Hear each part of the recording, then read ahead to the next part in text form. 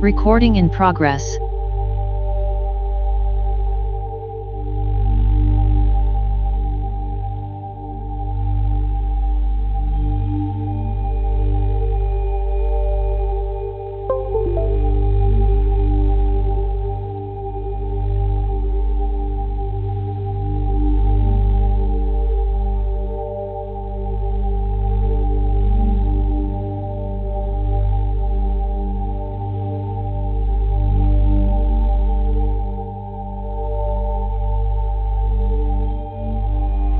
I am love. I am peace. I am free. I have abundance. I have everything within me. For I was, for I am, for I always be. We are love. We are peace. We are free. We have abundance. We have everything within us. For we are, for we will always be. For Mother Earth is love. For Mother Earth has peace. For Mother Earth is free. For Mother Earth has abundance. For Mother Earth has everything within her. For she was, for she is, for she will always be. And so it is spoken. So it has been written, and it is done.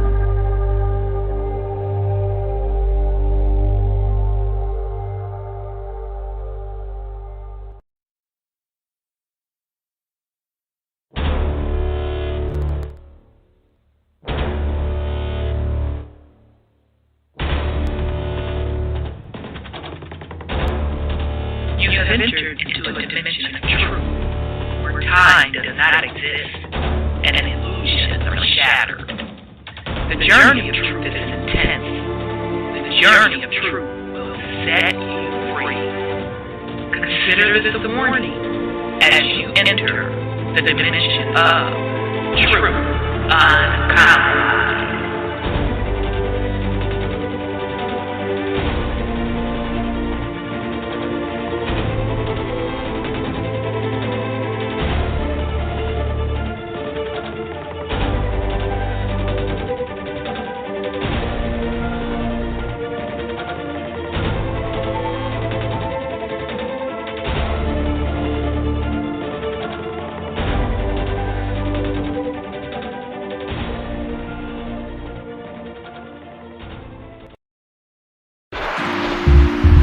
We are in the age of truth, freedom, love, prosperity, abundance, and peace. Welcome to Truth UnCompromised.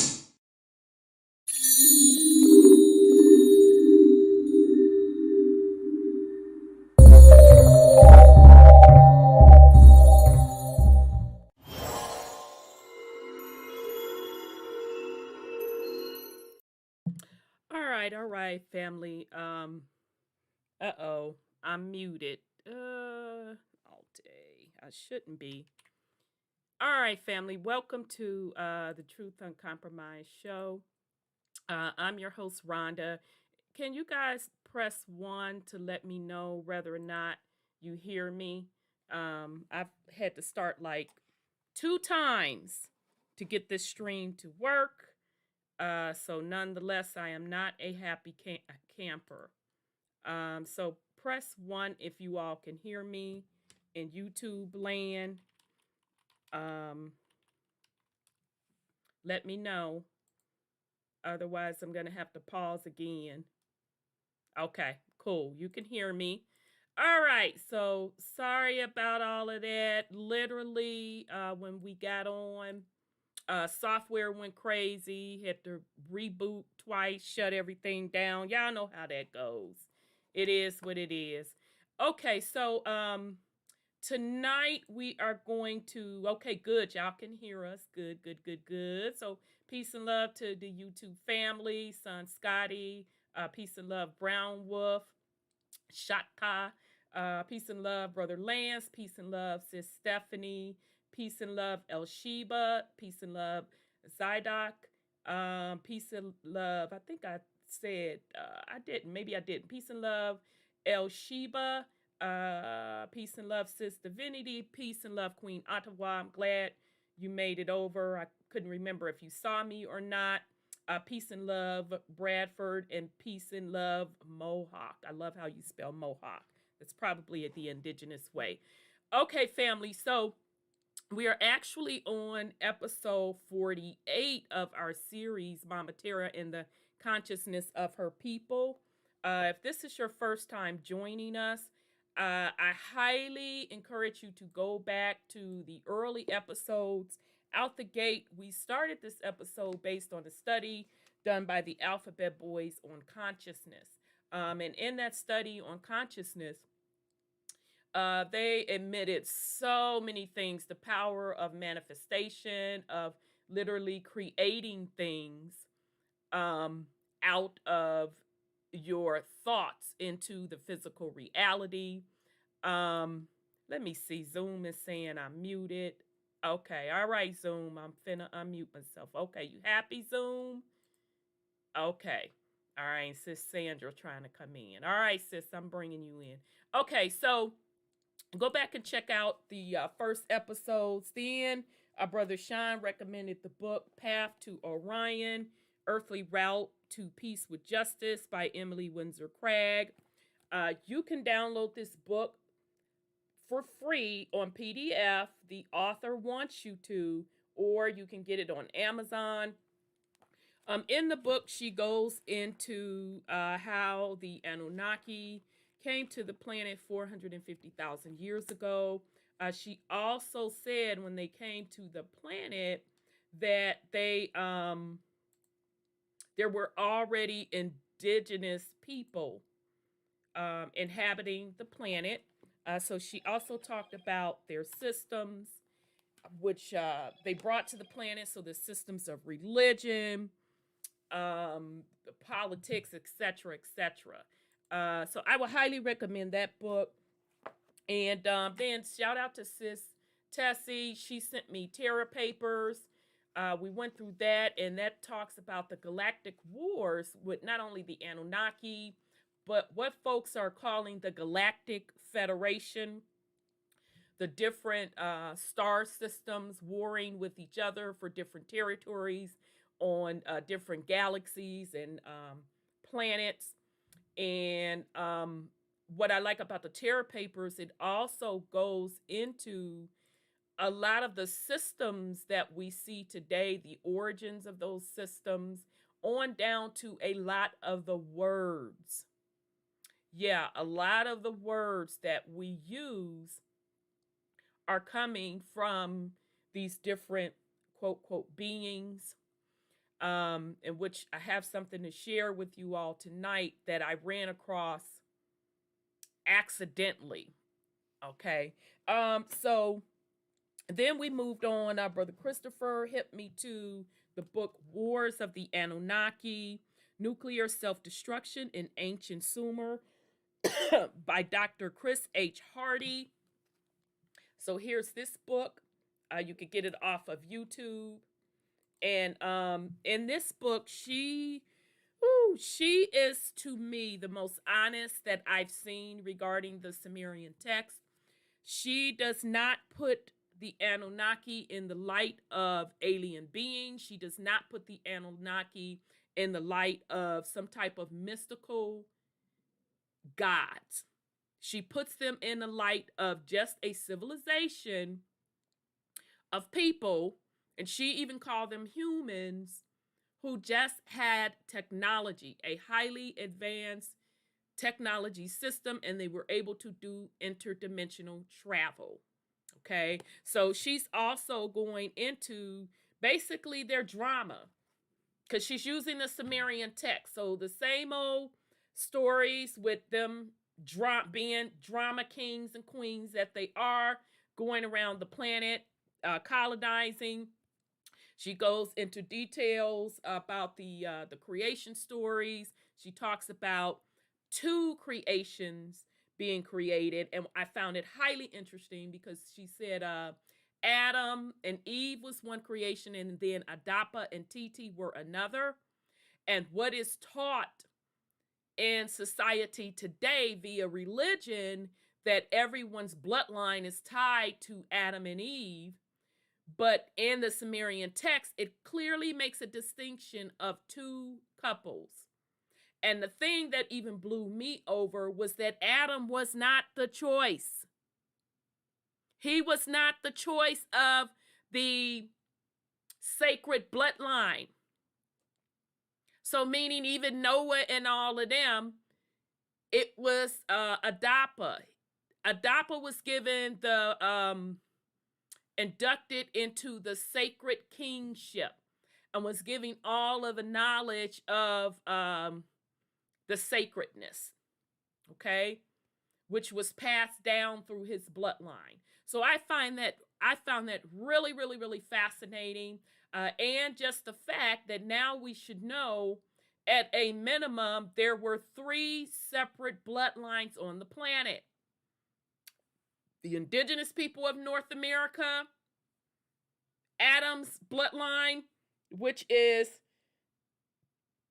genetic manipulation or genetic slicing by the Anunaki. Adapa and Titi, same thing. Anunnaki, genetic slicing, okay? So a minimum of 3 separate bloodlines on the planet, okay? And so she continues to go into the Anunnaki's backgrounds, their belief systems. Last week we talked about the concept of the Anunnaki really not even having a religious system. The Anunnaki not worshiping a creator of all. Okay, so we're going to pick back up on that this week. She's going to give several examples to back up her conclusion of why they did not worship any type of creator or all or higher deities. And then we're going to go into a couple other things. All right, so with that said, let's get into, let me bring on my co-hosts and hostesses. Let me bring on Sis Sandra. You should be, there you go. Peace and love, sis. Peace and love, sis, to you too. How are you? Baby, what happened? Child, you know how it is. Literally, soon as I because I test everything before I start. The only thing I can't test is hitting the live button. And it just automatically started acting up. I tried to restart the stream, still was acting up. So I had to shut everything down and start it back over. I mean, you know how it is. It is what it is. No, it's happening on other channels too. They're buffering and they're getting echoes and they cut off their sounds so people can't hear them and all kinds of stuff. Yeah, I hear you. How you doing? I'm doing good. I just have a little sinus though. Yeah, me too. Me too. I'm struggling with that also. Well, we have smoke in California. Smoke. What? Fire or just regular dirty air? Well, that too, but we have smoke and fires and stuff. And we've been having it for a while now. So, and I had enough nerves to go outside and kick up some dust. So, yeah, your poor allergies are irritated. Yeah, but they need to settle down. They better settle down. But other than that, I'm okay. Thank you very much. Peace and love, family. Well, good. We missed you last week. It was a good thing that you wasn't on, so you didn't have to feel uncomfortable with me going in on some information that I ran across. But there's a lot of junk in this world right now. There's a lot of evil in this world right now. Yeah, we're gonna go over some stuff tonight. Nisi Poo sent me something earlier. Mm-hmm. Just get ready, y'all. That's gonna be in my fuckery report. But before I forget, I posted something either yesterday or the day before on the channel Cali, they about to ban, Yeah. yeah, girl, gas generators, Everything. lawnmowers. Well, Um, that means, that I, means you that means you can't survive. That's what they're trying to do. I'm They're like, trying. what the? Yeah, he enacted laws. So if you have generators at your house, you put gas in them to run your solar system and the Right. electric, then you won't be able to use them. That means the gardeners who use, blowers and lawnmowers, And just exactly. they're It gonna makes lose their job. absolutely no sense whatsoever, as much as y'all be vulnerable to power outages. Well, first there's two things in point here. They want to starve us to death. The second is that electrical system, they want us to buy electric cars by 2035. You better believe it, because that's what it's really about. It's a reset, moving from gas to electric. You're absolutely right. And California is going to be the testing ground. Exactly. Yeah. And so we're banning all this. So, and also when they had the lockdown, gardeners were still doing their job. They were still making money. So my garden kept showing up, and other gardeners were showing up. Nobody really, locked down like they wanted to in California, I guess. And so they're gonna make sure they lock you down. If they're gonna lock you down again, they're gonna make sure nobody's working. So this California, is really tanking. They got oil spills in Huntington Beach, and I think San Diego too. So in the water, in the Now, ocean. what was that from one of the ships that's been trying to? Doc, Yeah. that's what they claim. Okay. I wasn't for sure, because all right, I didn't want to be lying amongst the people. He shut down the pipeline, right? And I understand they may have one of these, blow up one that may be on the table because, this agenda here is for total control of the populace, of the people, and to eliminate people. And so all of the cargo ships out there in LA Harbor, they said it's because the people shortage of laborers, but I understand they had forced layoffs. So Wait a minute. Wait. Hold up. You're talking about on the ports, they laid off, and now they want to cry that they got a labor shortage. Is that what you're saying? that's exactly what I'm saying. And truckers too. So they're trying to compromise the food supply. You're trying to. They are. So I'm just saying, allegedly, they're trying to compromise. Shoot. And they're cutting out meats like beef Yep. and pork. And Walmart, I understand it's going to be hit like that too. They're going to cut their. Child, I wouldn't buy no meat at Walmart anyway. Well, good thing I don't eat meat. So Yeah. It's gonna be a lot of vegetarians popping up, because it's about to get serious. That's what they want because I understand, like the vegetarian meats are petroleum byproducts and all that kind of stuff, and they're not even good for you. The meats there. Oh yeah, because I agree. Sorry, y'all, I dropped my mouse from my other computer. Child, it's just been not my night. Nah, I can't find it. But anyhow, it busted apart. So all right. But yeah. I wouldn't eat and like that Impossible Burger and that Beyond Burger. Y'all look at the ingredients on that. I'm like, what the hell is this? Well, actually, you don't really get it in the store. I haven't been able to find it in the store, but you can get it at a restaurant, you see. So you don't get any ingredients in what you're eating. So I was trying to look at. Don't do it, y'all. Yeah, I understand it's pretty bad stuff in there. Yeah, you're not going to recognize any of the ingredients, but if you want to make like Meatless Products, get you a good old bag of beans. You can use black beans. You can use pinto beans. Cook them bad boys up. Peas too.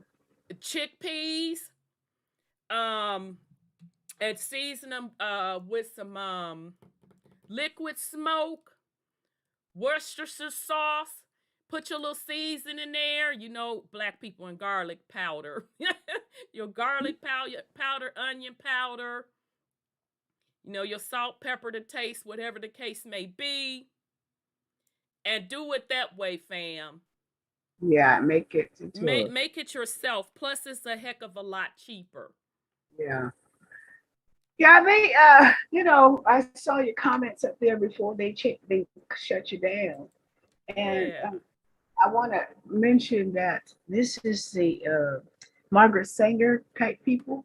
Mm-hmm. Margaret Singer, focused on melanated babies to abort them. And Can you so, tell what she's over? Because most people may not know what she started, rather, not what she's over, because birth control, Planned Parenthood. parenthood, and stuff like that. And they had a society. I can't remember the name of the society right at this moment, but Fauci was on it. I think Gates' father was part of it, and a lot of the so-called elites was a part of that society to eliminate people.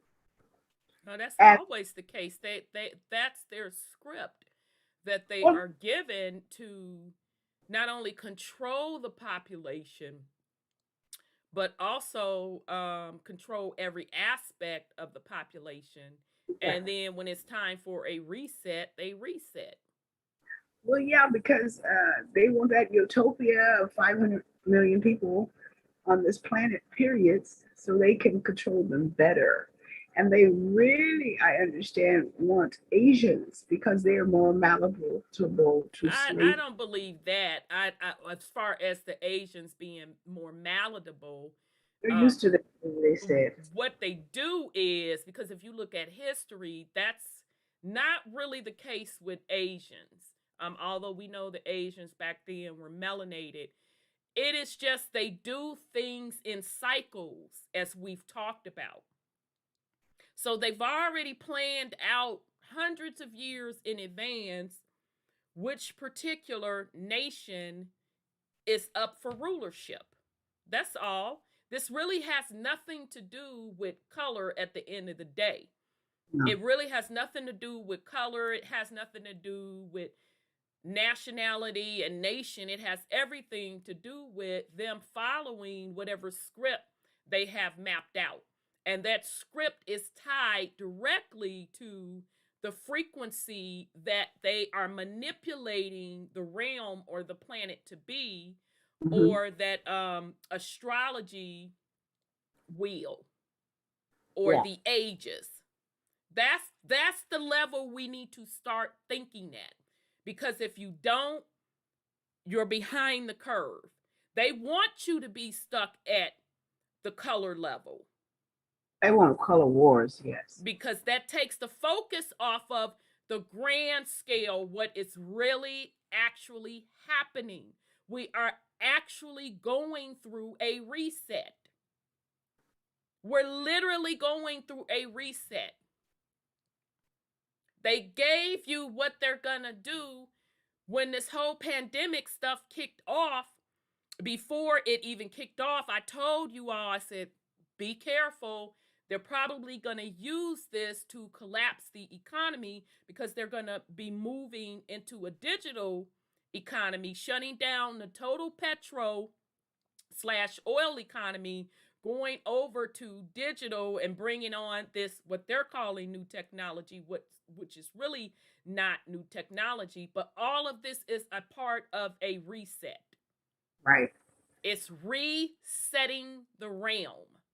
Exactly. Exactly. And so it's frustrating to me when,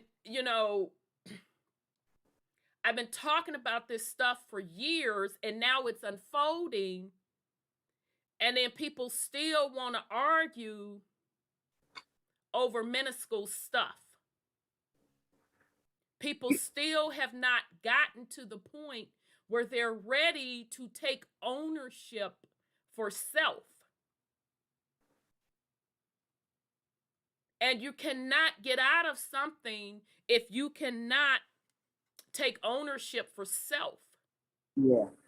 If you can, and I keep saying this, if you cannot stand on your own without identifying with groups, with people, with repping a gang, there's no need you talking about some sovereignty, this, that, and the third.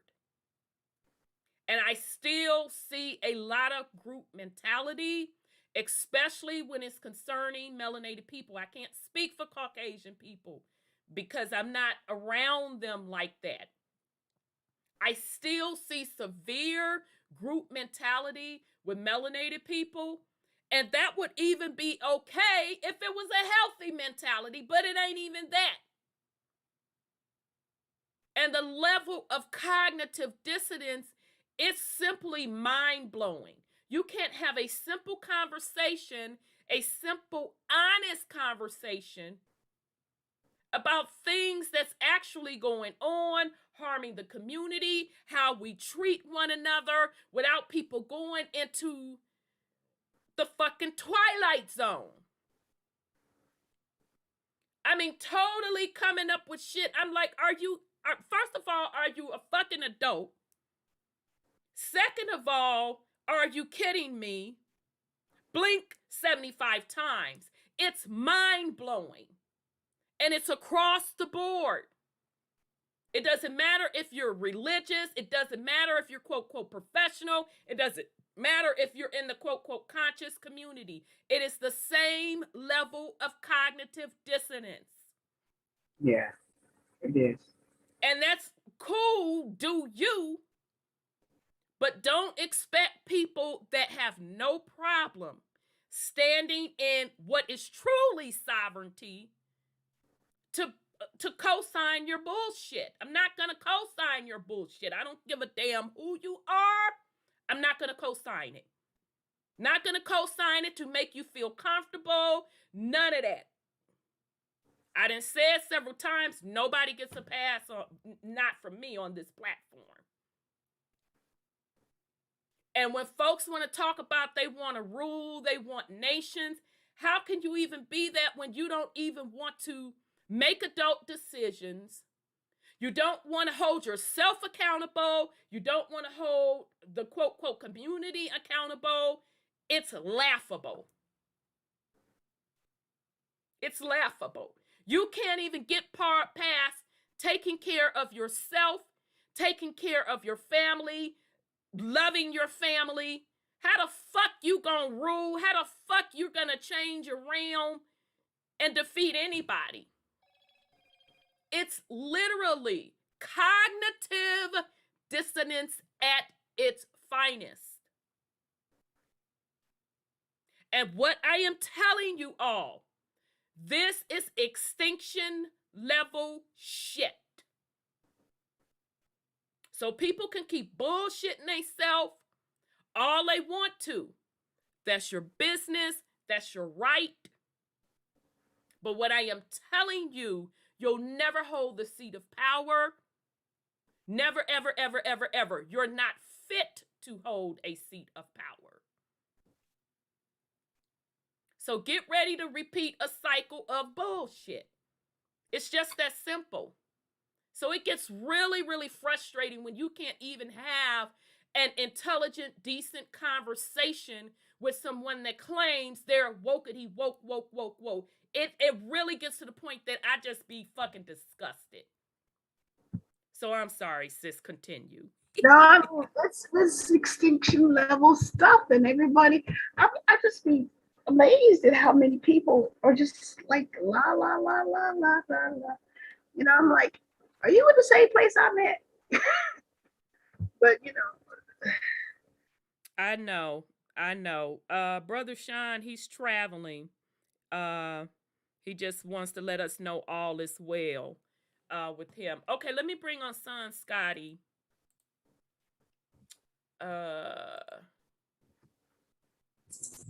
Hey, peace and love. Peace and love. Hey, y'all. Hey, how you doing? I'm doing pretty good. Good. It's good to hear your voice. Yes, glad to be back. I was like, woo, they was really trying it with that startup. Child, weren't they trying it? You know how they do.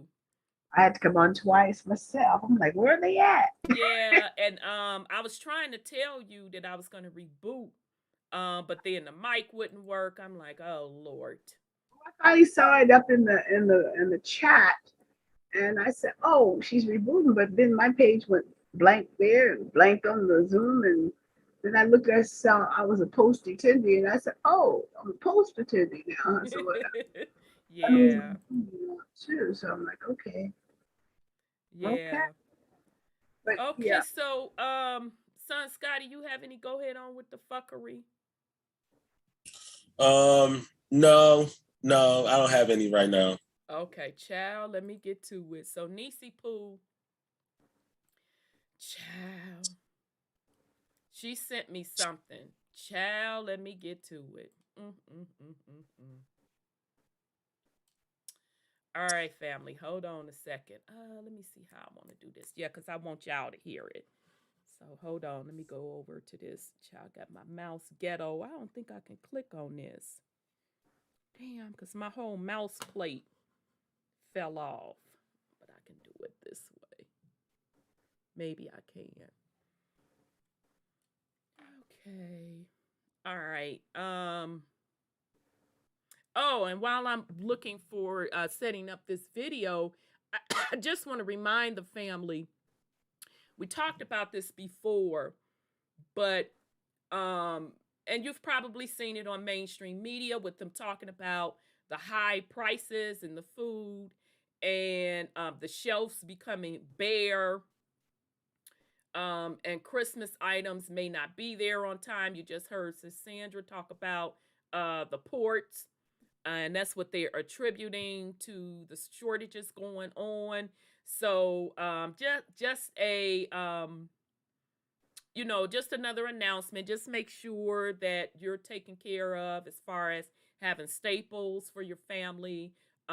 If any elderly need medication, if you need medication, the babies need medication, just make sure you have all of that stuff stocked up, okay? Because that's pretty major for them to talk about the food supply chain, or just the supply chain in general being disrupted. Okay, that's major for them to do that. So just take precaution. I'm sorry, go ahead, sis. They started doing that about a couple of months before the ships started backing up. So it's planned starvation. Yeah, absolutely. And it'll be justification for the economy to collapse. And it's also going to be justification with this worker shortage to issue in robotics. Okay, specifically with the trucker situation. Tesla already has the 18-wheeler trucks lined up, the self-driving ones. They're all ready to roll out. Okay, so that's going to be the excuse to bring in robotics to replace a lot of jobs, and then they're going to usher in what's that automatic income thing? I can't think of it right now. Universal basic income. Yes, UBI, universal basic income. Yes, absolutely. That robot Sophia talked about wanting to have babies. Well, what else is new? Ain't they trying to get men pregnant? Yeah, yes, artificial uterus. Yeah. So I mean, what else is new? I know it. Because that's the only use for women according to the toxic patriarch. Right. So right. I mean that don't surprise me. And remember when they had the little silicone sex robots? Not robots. I don't know if they robots or not. Dolls. That's what I'm trying to say. Oh, yeah. Yeah, the silicone dolls and all of those, what they got the word for them weird ass men that can't get no regular women? Incels. Incels. They weird ass, oh, women, you gonna be replaced. Nigga, you ain't seen no, and you probably ain't never had none. Don't nobody get, no fucks are given that you spending 10,000 or however much money those dolls cost. Honey, spend on. Because ain't nobody trying to hug up with you no way. So, yeah, I mean, we all know it's coming. We know it's coming. So, all right. So let me try to pull this vid. This was by Nisi Poo. All right, fam. Just a second. And then, oh, shoot. I keep forgetting I'm on this other computer. But one thing, I just be like, still like my mind just be so boggled that I'm like living through this time and I can see what's going on. Absolutely. And then I just be like, yo, like other, like my friends and like different people, like I know they probably think I'm crazy by now, but I'm like, y'all, like it's on different levels, like different resets. Like I don't even pay attention to this stuff. Like I wasn't even like, oh, the housing market. I'm calling, asking my mom, like, what kind of housing loan do you got? She's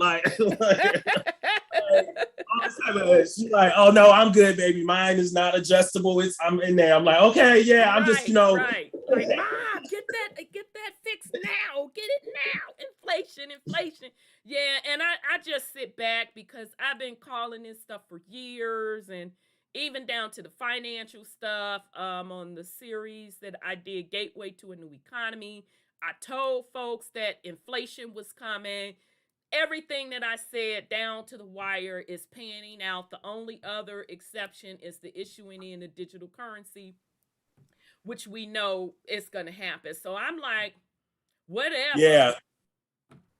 Because I like feel like that's going to be linked, especially with this stimulus. Because I heard they giving out another stimulus. Somebody was telling me they got a check or something like that, or they got it. But I remember it came as a check, then it came as a card. So. Oh, what? It came as a card? Yeah, it came on a debit card. Yeah, they prepping up. They prepping up to switch over to digital currency, and you know now Biden is trying to dip into folks' bank accounts, have the all the financial institutions across the board snitching on everybody with any transaction over $600. So it's getting ready to get real for real. So all right, so let me see if I can pull this video up. All right, YouTube, it should be coming up here in a couple seconds for you all. Let's see. Come on. Yep, it's coming. All right, so let me move the mic so you all can hear it. Okay, so this is, thanks Nisi Poo, she brought this to my attention. Chow, get ready. This is off of the channel JWTV. JWTV, the name of the video, it will be released in 120 locations soon. So shout out to JWTV. This is some great information he ran across. And thanks Nisi Poo for sharing. And I got a little bit something to put on it. JW, I'm going to break down for you, baby, what that substance is, because we know what it is over here. Okay, so here we go, fam. All right, let me start this up.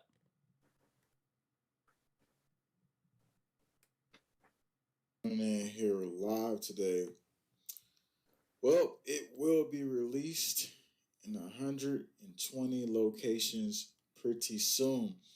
And while I'm live with you here today, I'm about to get you into all the detailed information about what's going on. We can look into some pretty much documents on this situation. That's exactly what we're going to do.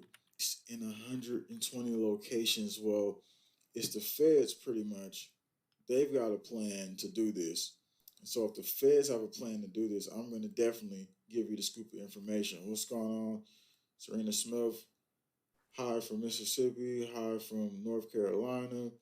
Let's get it in. Let's get the information off. So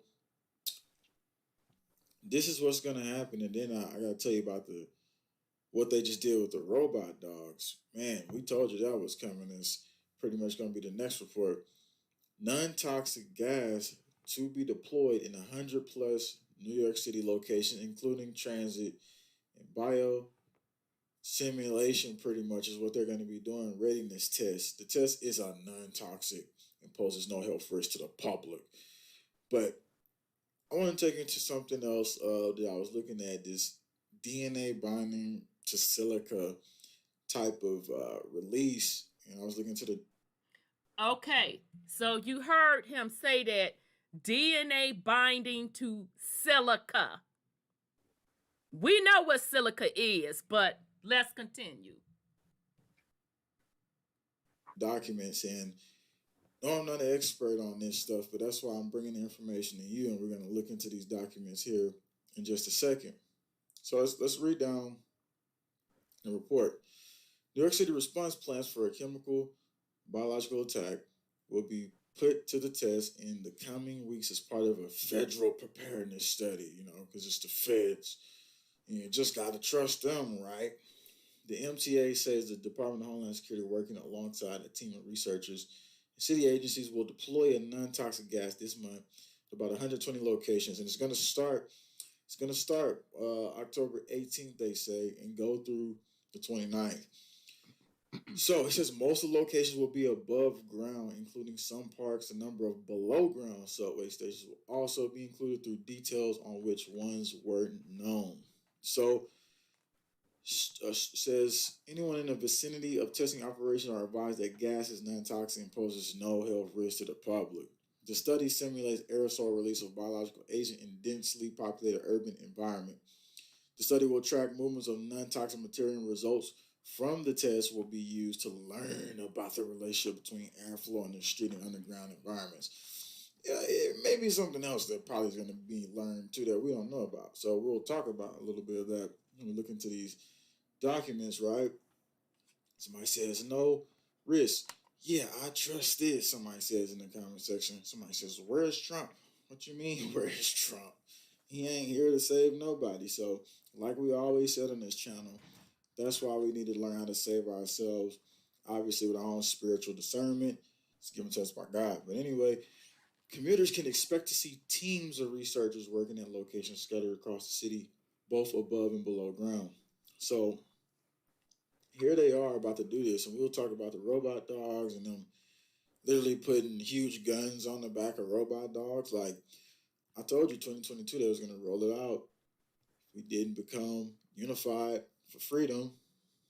But okay, so that's pretty much all I wanted to show on that. Because we talked about the robot dogs already. We know that was coming, that they're going to be trying to replace cops using these robots. They showed you that in the movie Robot Cop. But this is from the YouTube channel JWTV.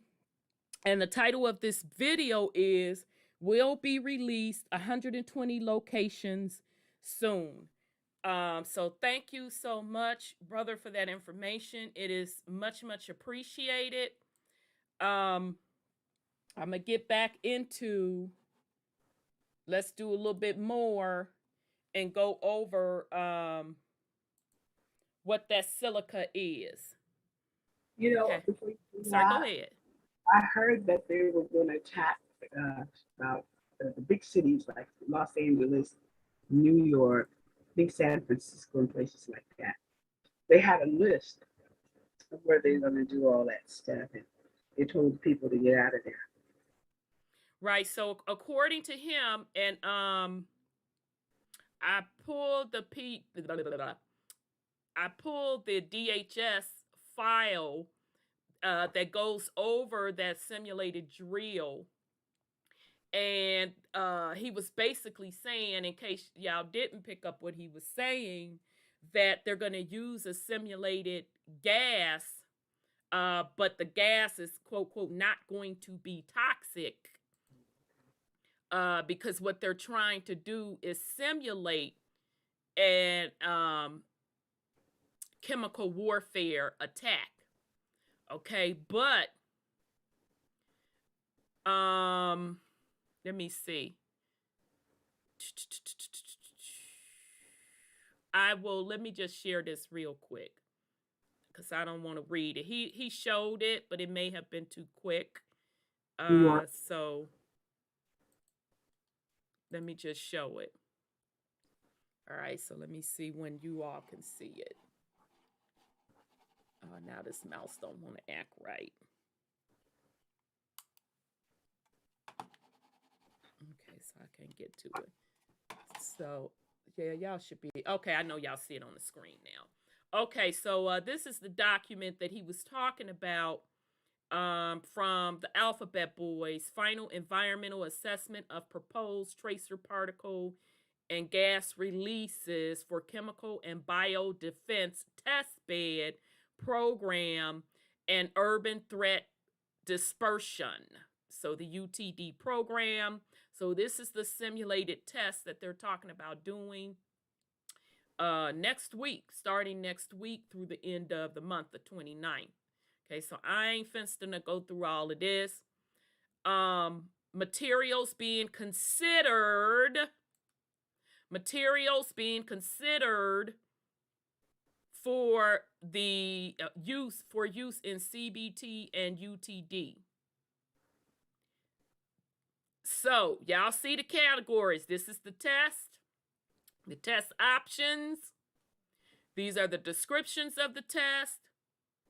Planned use in CBT. So whatever that CBT test means, they're telling you up here. So CBT means particle and gas tracers releases would occur in a rolling basis starting October 2021 with a specific schedule dependent on the pace of technology installation and funding available.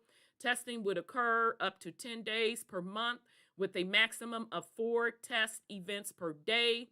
Several particles, P and G, test options may be used in the proposed action to meet the scientific objectives of both CBT and UDT programs. These safe tracers materials are being considered in this EA.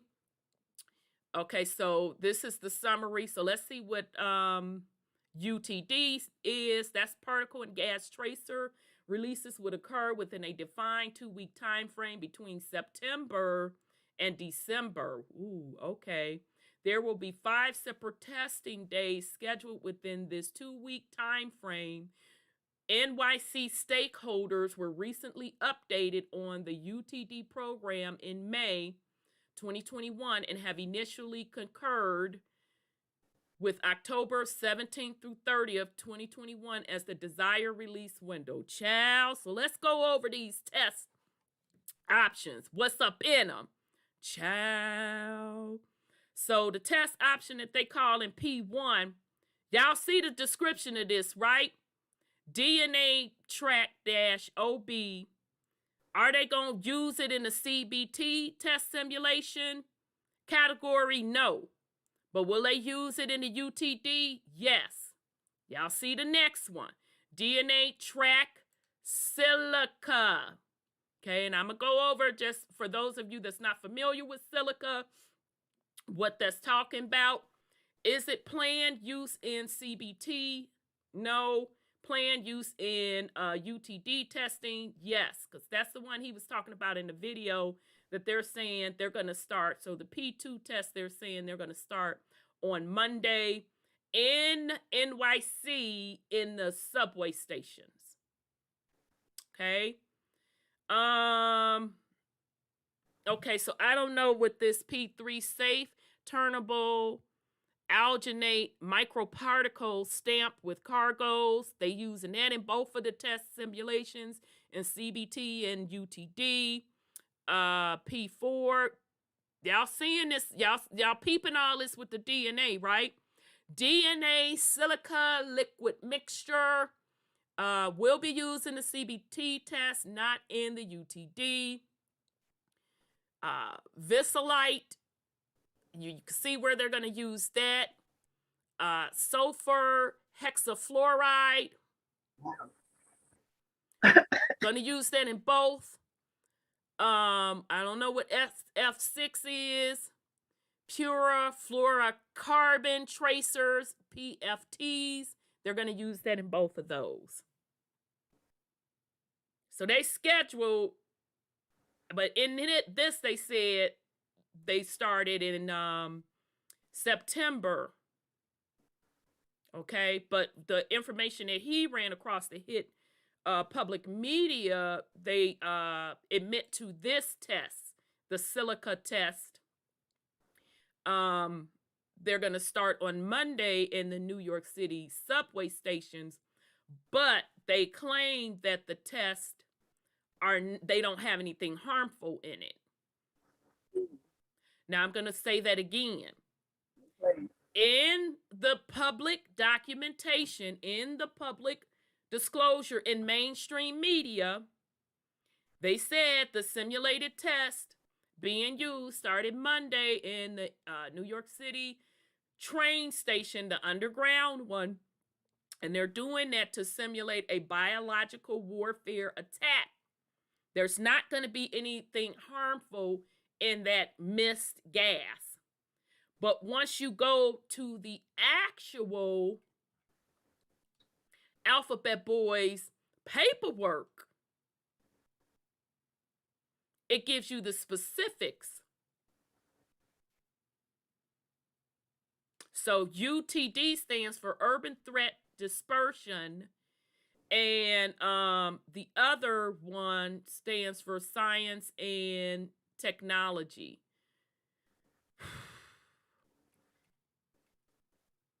So y'all see, well, I don't know what CBT stands for because that's not CBT. Oh, damn it, right there. I apologize, family. CBT, Chemical and Bio Defense Test Bed, UTD, Urban Threat Dispersion. So when you see, go to the specific Alphabet Boys documentation, they tell you exactly what's going to be included in each simulated test. Now, I'm no scientist. I don't know specifically what's up in here. But it makes me kind of nervous when you talk about some DNA stuff. So let's jump over to, right quick. Want to jump over. I'm sorry, sis. What you say? They had a movie about that sulfur and stuff, biochemicals. They were spraying the atmosphere. It was a movie back in the 40s. I saw a repeat of it. And that's what they were planning on doing a long time ago, because they were trying to kill, they claim, the aliens. That's what the movie was about. Doing just what you're talking about. Now, with some other stuff that Nisi Poo sent, and I can't even talk about that on the air because of censorship, because in one of those tests, it's linked to something else, and I can't talk about that. So y'all know what I can't talk about, so use deductive reasoning. Okay? So let's get on with this silicon. Now, we know what silicon is. Silica, silicon dioxide, also known as silica, is an oxide of silicon with the chemical formula SiO2, most commonly found in nature as quartz and in various living organisms in many parts of the world. Silica is the major constituent of sand. So I'll stop. What does that mean? Like the silicon tree? Exactly. She told me that, yeah, I got that one already. Exactly. Silicon is a crystal from the sand. Is just silicon tree dust from the ancient trees. Okay, we've talked about that before. The ancient trees that were cut down that they're now calling mountains. But underground, those trees' root systems, a lot of them were excavated. Some of them still exist. And you can still get silicon crystals. I literally have one. This is a silicon crystal, or really an ancient tree root. Put it up to the camera. Y'all can tell I use it a lot. That's a silicon. This is also a silicon. It's just polished up into a shape. But it's those ancient tree roots. That's what silicon is. Okay? Sand is just when the ancient trees were cut down, it's the sawdust from that. All right? So imagine how many of those trees were cut down based on the amount of sand that we see. Okay?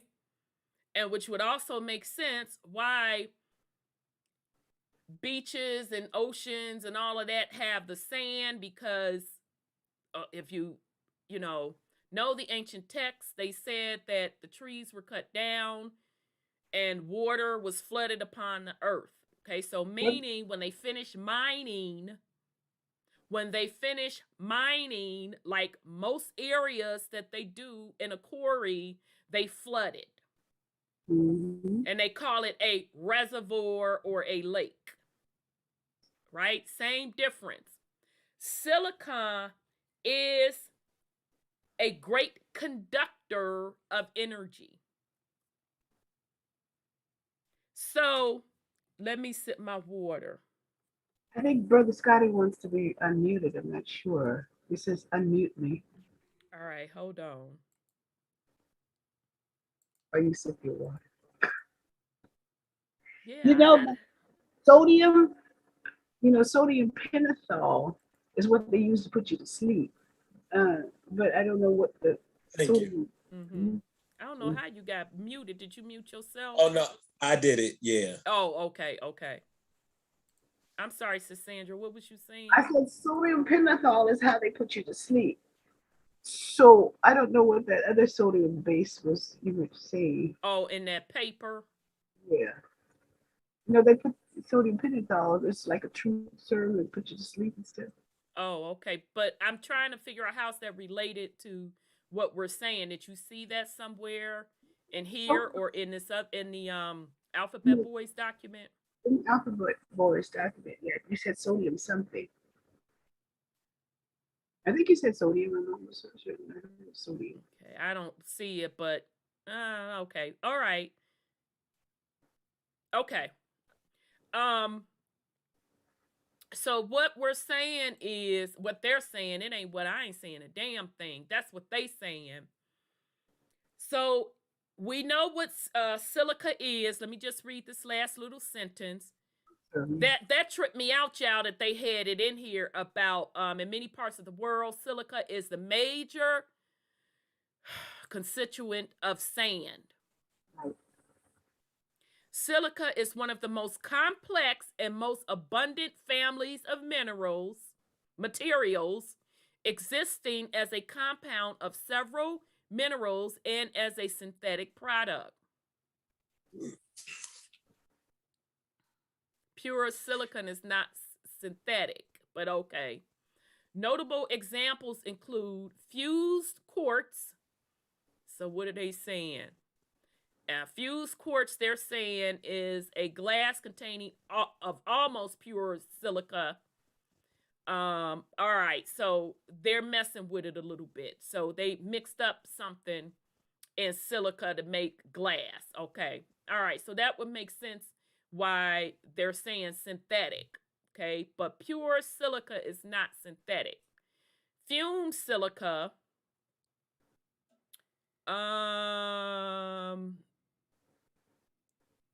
okay. Yes, they do use silicon for computer chips. Oh, yeah, absolutely. That's Silicon Valley. Yeah. Silicon Valley. And that also lines up, them same Alphabet Boys releasing micro flyers, which are basically little microscopic little flying data gathering microchips. So, you know, it sounded like, you know, that topic we gotta not talk about, but they like by any means necessary. You don't want to consent to getting the recipe. Well, we just gonna put the recipe in the air for you. Yeah. Well.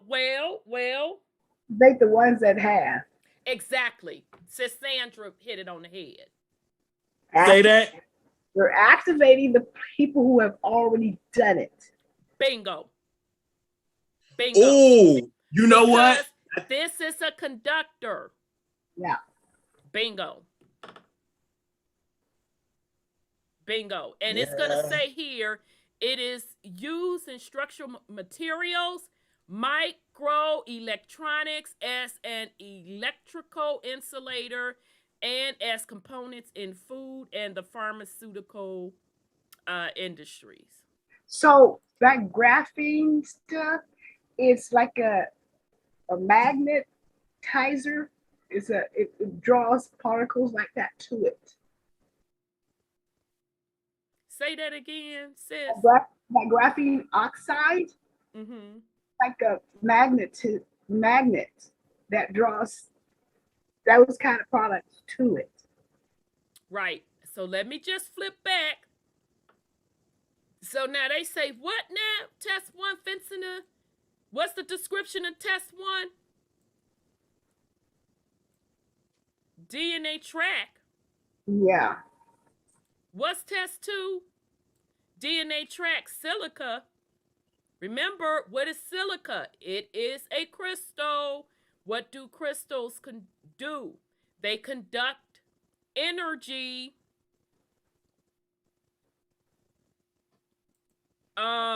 This one, what is this doing? Microparticles. What's this one doing? Another silica, but in liquid.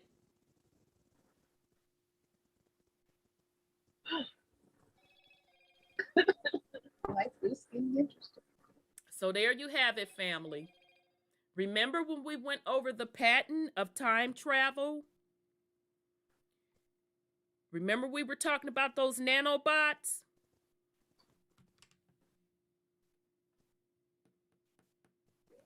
Remember that? This is like in the show, Under the Dome. Yeah, I'm trying to get y'all time to finish up that entire series. Sips water. Just the link with like the artificial foreign entity and the crystals of the earth and the reprogram. So you that far along? I didn't know you got to that far along. Yeah, I've been going hard on it. I was like, hold on. And that's why it's like, be patient. You got to put past all that soap opera shit. But baby, when they got to them crystals, I said, you got to be bull s-ing me. And then how they look once they get like changed, when they look at themselves in the mirror, like far. So yeah. So since you far, everybody else, y'all just gonna have to catch up. And I'll get the pictures together. So, do you remember when they went through that cave, son? Mm-hmm. Okay, the first time they went through it, and remember the one cop son didn't go through, his crazy ass father didn't go through, and the one lady with the red hair, they didn't get to go through. Yeah, them three didn't go through. Everybody else went through. Right. Because they made their decision following the butterfly. Mm-hmm. And the butterflies were really attracted to the electromagnetism, right? Yes. So when they went through on that side of the cave, what happened? So first they followed the white light. Alert. We told y'all to catch up. So go ahead, son. They followed the white light, which was supposed to be a portal to the outside the dome, but it was really a trick for them entities to feed off of them. they was really in a fucking cocoon, fucking sleep, knocked out in a matrix simulation world. And the entities was using them and had them thinking that they was living these lives and doing all these things, but they was really in a fucking cocoon. Didn't leave the dome. They thought they was outside the dome and everything. Thought they had went through the portal, but no, they followed the entity into the white light and woke up in the matrix. And they really in a little fucking cocoon in the crystals, in the underground cave crystal. And you remember what kind of crystal that was? Amethyst. Right. And it was underground, so that would mean it was an ancient tree root. Right. So do you remember when they came up out that cocoon? So that means they were using that ancient tree root, the amethyst, as a conductor of energy, because you can program crystals just like a computer. You can program the crystals. You can program the crystals. That's why people that work with crystals use them for certain actions, certain energies. Okay? So when they woke up out of that cocoon and that other crazy ass lady who was like running things, the anthropologist lady, I don't remember their names. Yeah, Christine Price. Okay, Christine. Or something like that. Christine. So, oh, that's interesting. Christine Price. Mm-hmm. So, remember when they came up out of that cocoon pod? What did she say that liquid was? Oxytocin. She said it was oxytocin. It was like some like naturally produced. It was like during sex. Like oxytocin makes contractions. You know what she said? I didn't see. That's okay, son. She did say that. And see, Sandra, no. Women, we know. Oh. It's the birth fluid. It's placenta. Exactly. The birth fluid. Yeah. She said it is like amniotic fluid. I said, wait a minute, what? So what they were showing you there was a simulation of reincarnation. That's what they were showing you. They were showing you reincarnation. Remember, the white light is to erase your memory. Exactly. So the white light is putting you into a simulation, giving you this euphoric good feeling that you made it. And then next thing you know, you're reincarnated through the birth canal, but the amniotic fluid, that has something to do also with erasing your memory. So yeah, because once they come up out of that cocoon, they fucking programmed to like be, they programmed to like accept the matrix. Like they like fucking brainwashed. Yep. And the first VAC they give you also erases your memory. That's why we get flashbacks of where we came from or what we used to do, and we don't remember because all these things they've been giving us for smallpox, measles, all that kind of stuff is wiping out your memory. And they had to. What was? No, you go ahead. I think you're gonna say what I was just gonna say too. Like, and it's not just your memory, like what you can think, but like your genetic memory, because like things are encoded, and so they ain't talking about some surface memory, all like your childhood memories. Like, no, they trying to insert themselves into the timeline. Exactly. That's the reset they're doing. Yeah.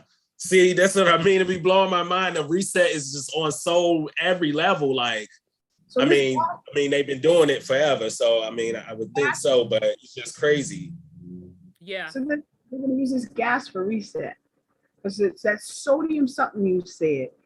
and it's like sodium pentothal that makes Yeah, you. but it's just a test. They just testing it out.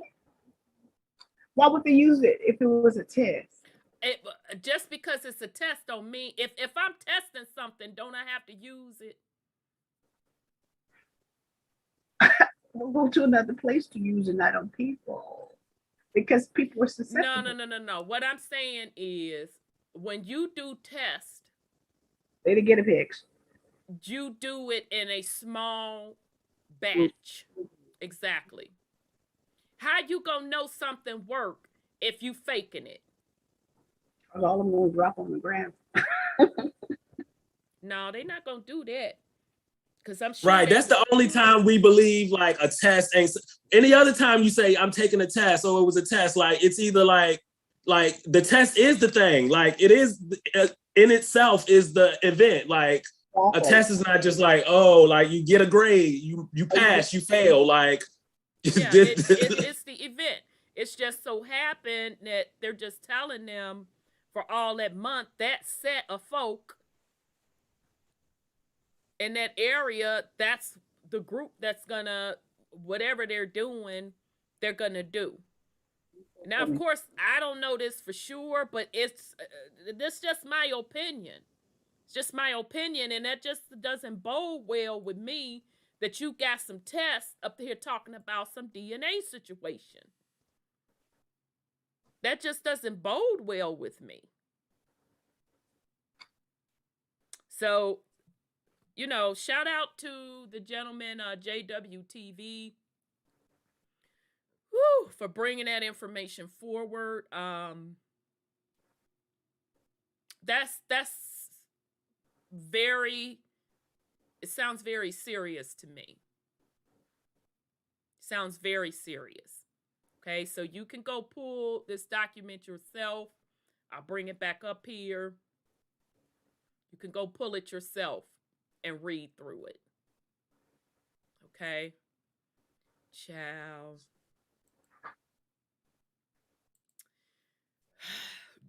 That's that. Shout out to 2 people sent me cash apps. I know I be pretty bad in reading them, and I apologize in advance. Thank you so much. See, Sis Tanya and Charles, thank you so much. I appreciate it. Thank you. All right. Let's go on to, we're going to get into the program.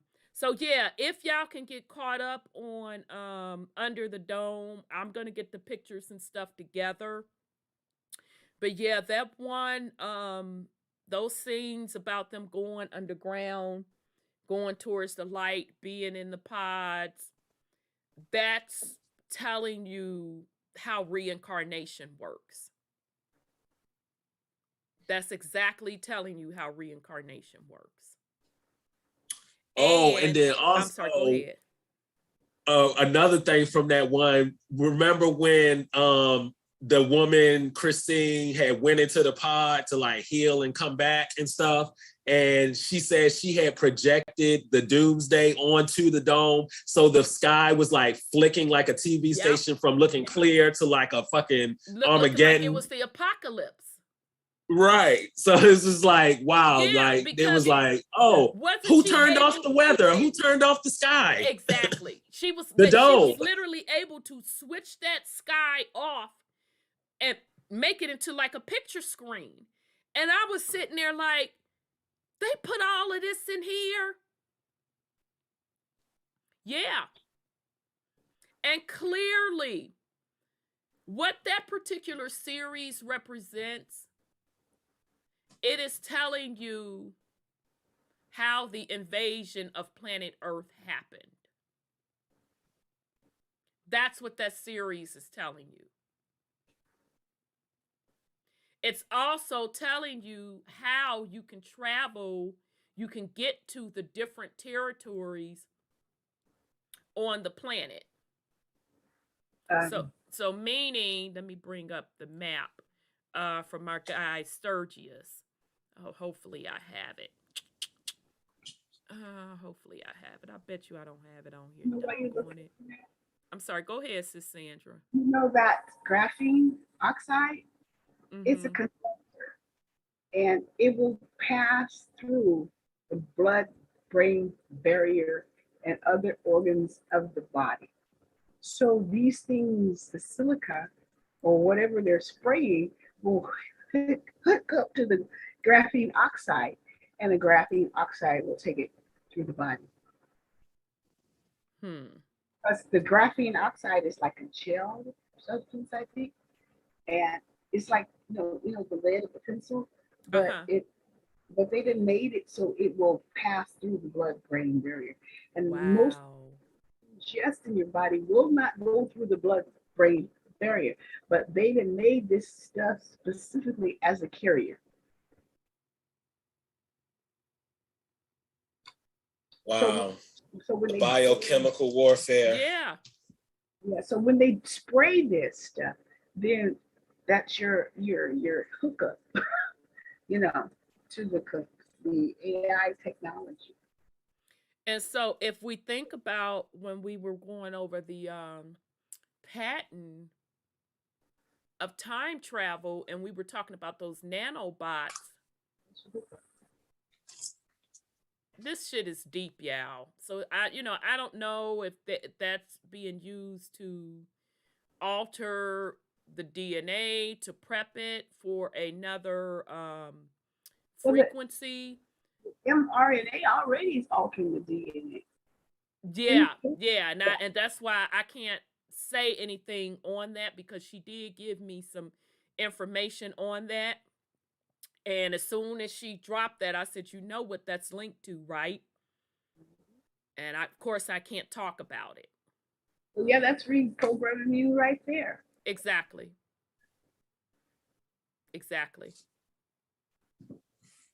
So what they're showing you, I thought I had a picture of the moon map, a Sturgis moon map on here.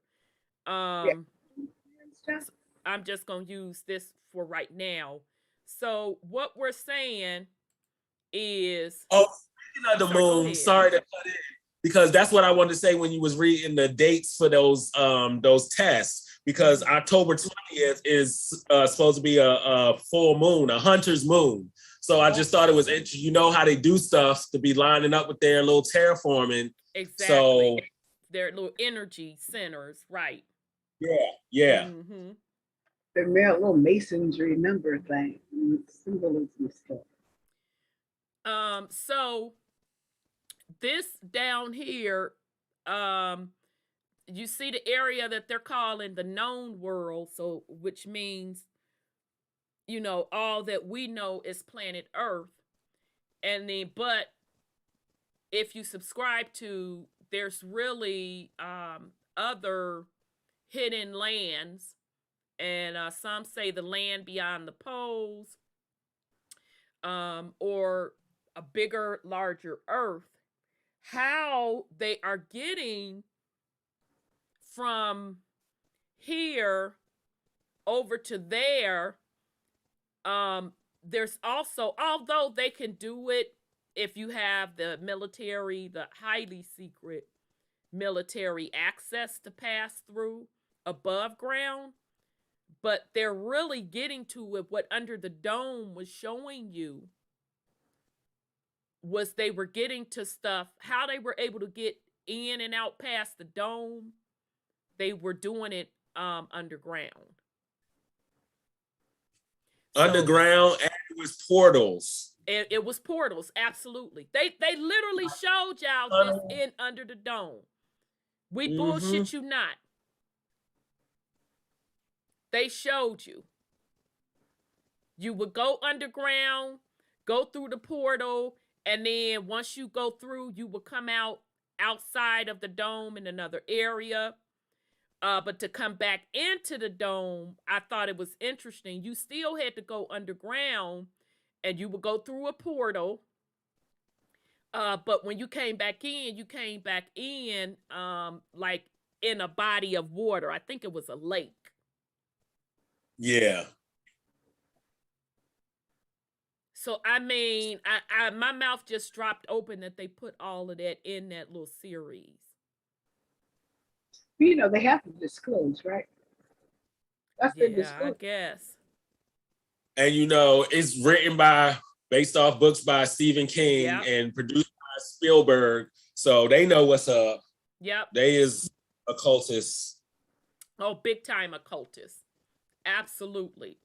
Absolutely. I didn't know you had gotten that far in it. But yeah, fam, they're pretty much telling you the story of the invasion and the colonization of the planet.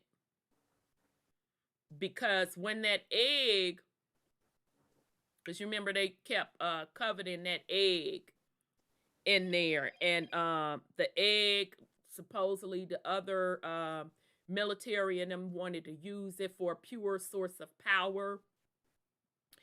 And really that egg, and we're gonna talk about that right now. Really, that egg, what they were saying in that program, it was just their particular technology to override Mother Earth's natural grid system, which were the ancient trees and the ancient tree roots, the silicon, the silicas, amethyst, and all of that jazz. So it was like an electromagnetic computer chip way to hack in. Right. So now I'm chilling, minding my business. So in the book, Wars of the Anunnaki, I'm going to have to flip back. I want to get over the part where she goes into that technology stuff real quick. Hold on a second. I had it on there. Damn it. I might have to jump. Yep, there it is. Okay, so I'm on page 54, and she's talking about but the best proof is a negative one. The Anunnaki definitely show they lack telepathy, clairvoyance, and any I'm gonna say paranormal knowledge at a distance. The only receptive paranormal we encounter in the tablets is precognition through dreams. Okay? And remember, dreams, if you are dreaming vividly in color, that means you are tapping in, your consciousness is tapping in to a frequency of, what we're calling the astral plane. Okay? All right. As for psychokinesis or biokinesis, the issue of healing is a hard one to ascertain. How much of it is technology and how much is a mind influence? So I'm getting to the tech part, y'all. If Inanna had perceived telepathically at the moment she arrived at the gate of her sister's abode in Abzu, the later interaction to strip her of her MEs that she carried in her sacred ornaments and clothing, and to arrange a mock trial to kill her. So I'm not going to go through all of that, because she was basically saying if they were these highly in tune spiritual gods that can predict the future, all of this, then why couldn't Inanna predict that she was fencing to be set up to be bumped off? Okay, so that's pretty much what she was saying.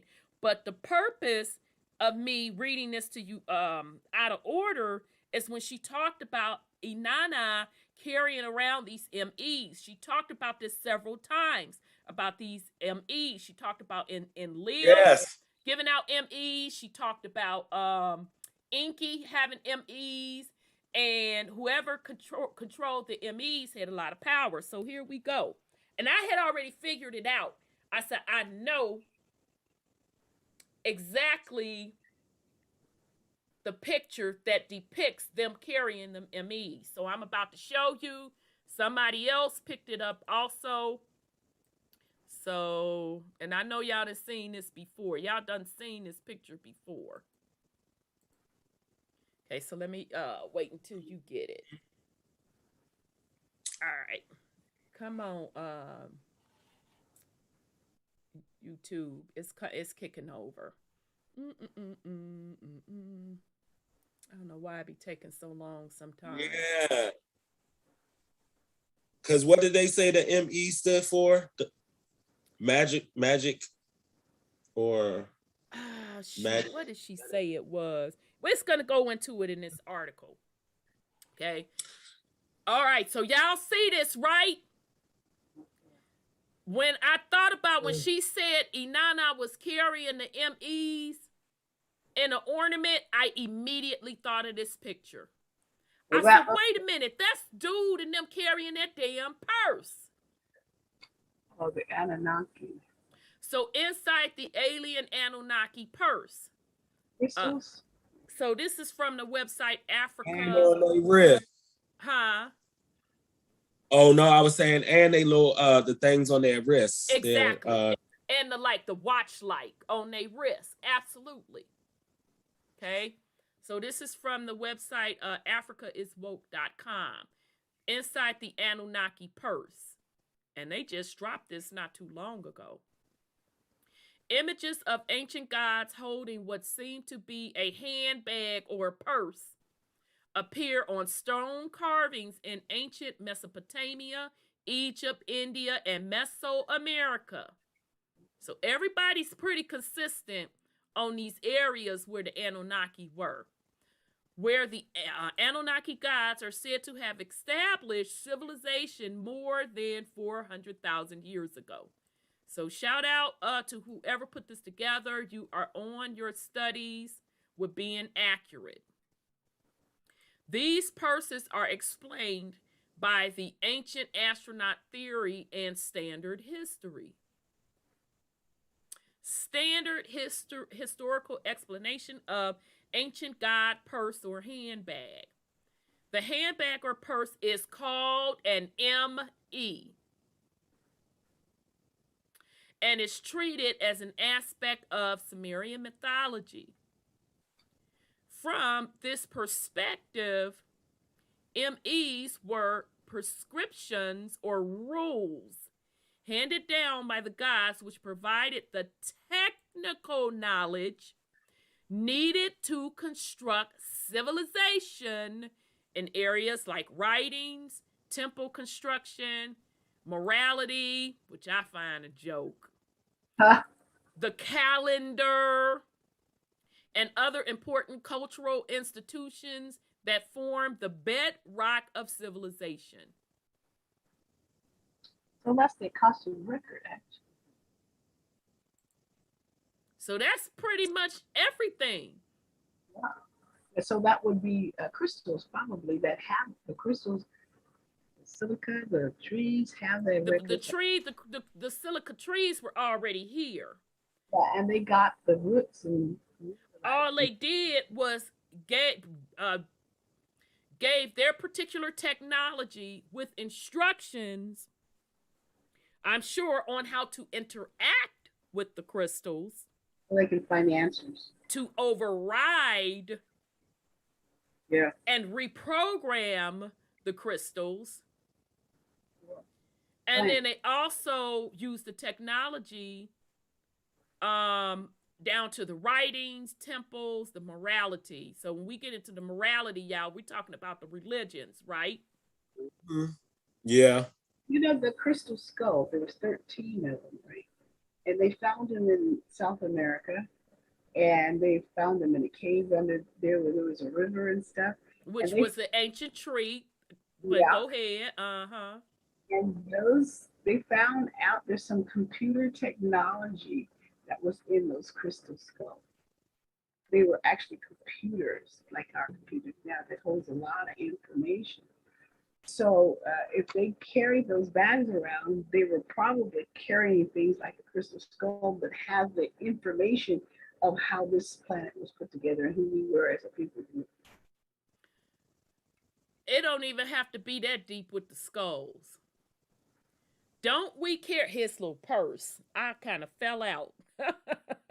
But I'm like, damn, them purses, that's the MEs. Yeah. Don't we have tablets, y'all, this size? Hell, we got tablets bigger than this.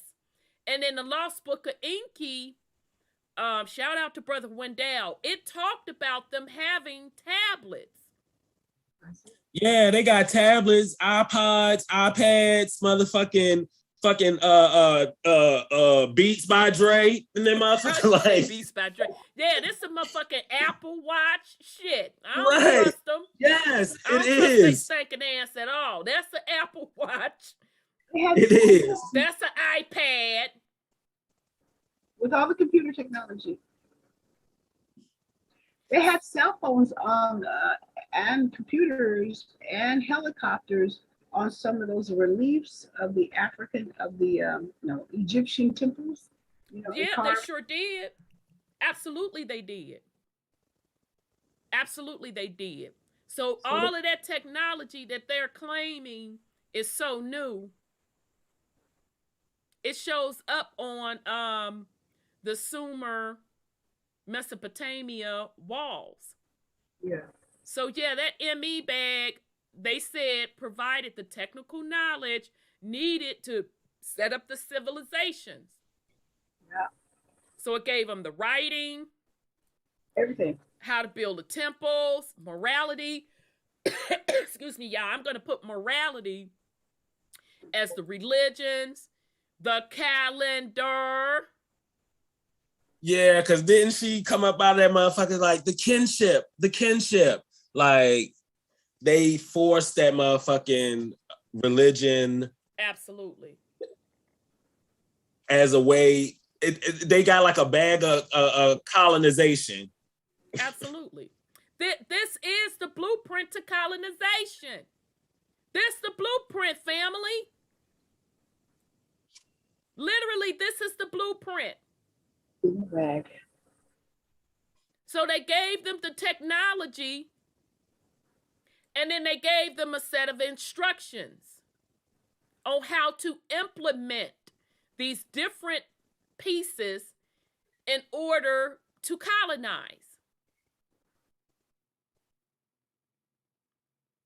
Yeah, I heard a story that Atlantis was a obstacle to most of these invaders, and Atlantis had a lot of technology that was defeating people like the Anunaki from getting to this planet. And when Atlantis went down, then that's when they were able to come in. Now that's the story I heard. Yeah, I've heard that too. And if you subscribe to Sturgius Vibes of Cosmo, let's see if I can pull out of his work. That none of that stuff is really sunken. It all still really exists. Let's see. And he's coming out with Outside the dome. Right. Outside the dome. Or outside some of it. Right. Some of it I feel is outside just the dome. electromagnetism. Exactly. So we're in the deepest from knowing all that sort of stuff. The dome is blocking our ability to receive the information that's already in the atmosphere. So that's why they put the dome up there, and you have to stay within the dome so you don't get any information, because that's what that's saying about the dome.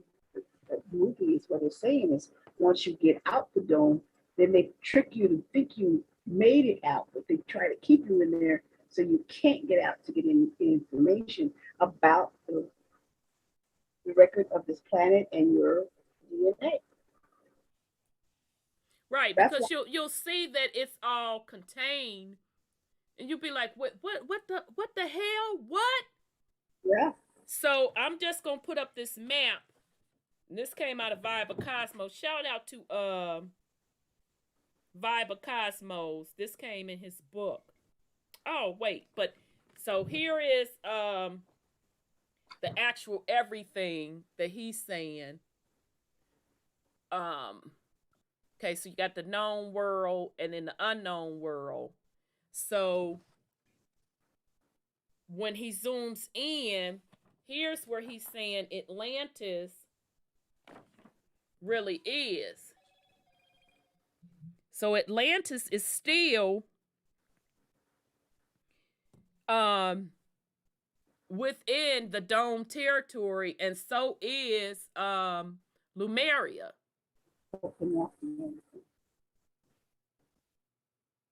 It's still there.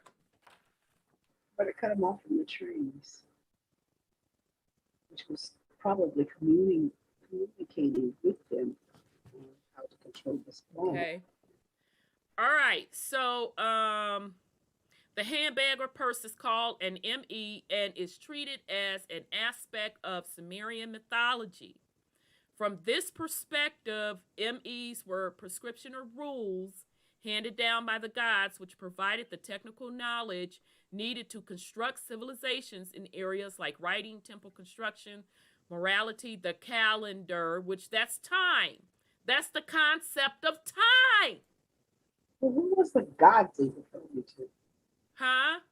Who were gods they're referring to? Inky, Binky, Linky now. Well, that's the bag they had that contained what the gods had passed in. No. Okay, let's go back over this. Let's back it up. So this the ME bag. Oh, damn, y'all, he got 2 watches on. Y'all see that? Yeah. I just noticed that watch. They were saying like the watches and different, like they use for different things like teleportation, like basically popping up holograms of computers and shit. Like exactly. So and look at his nappy ass hair, shit starting ass. But anyway, okay. So the ME, which is the purse, that's the technology. It has nothing to do with any gods. It's technology. He's only referring to gods because that's what they ultimately set themselves up to be worshipped as gods. We're going over in the wars of the Anunaki, and we'll get a little bit back deeper into it for the next hour, how the Anunnakis did not have a concept of God. Their civilization didn't have that concept. And they damn sure didn't have a concept of male deity gods because all of their asses reported to women. Okay? So we're talking about technology. Okay? So what he's explaining to you here, the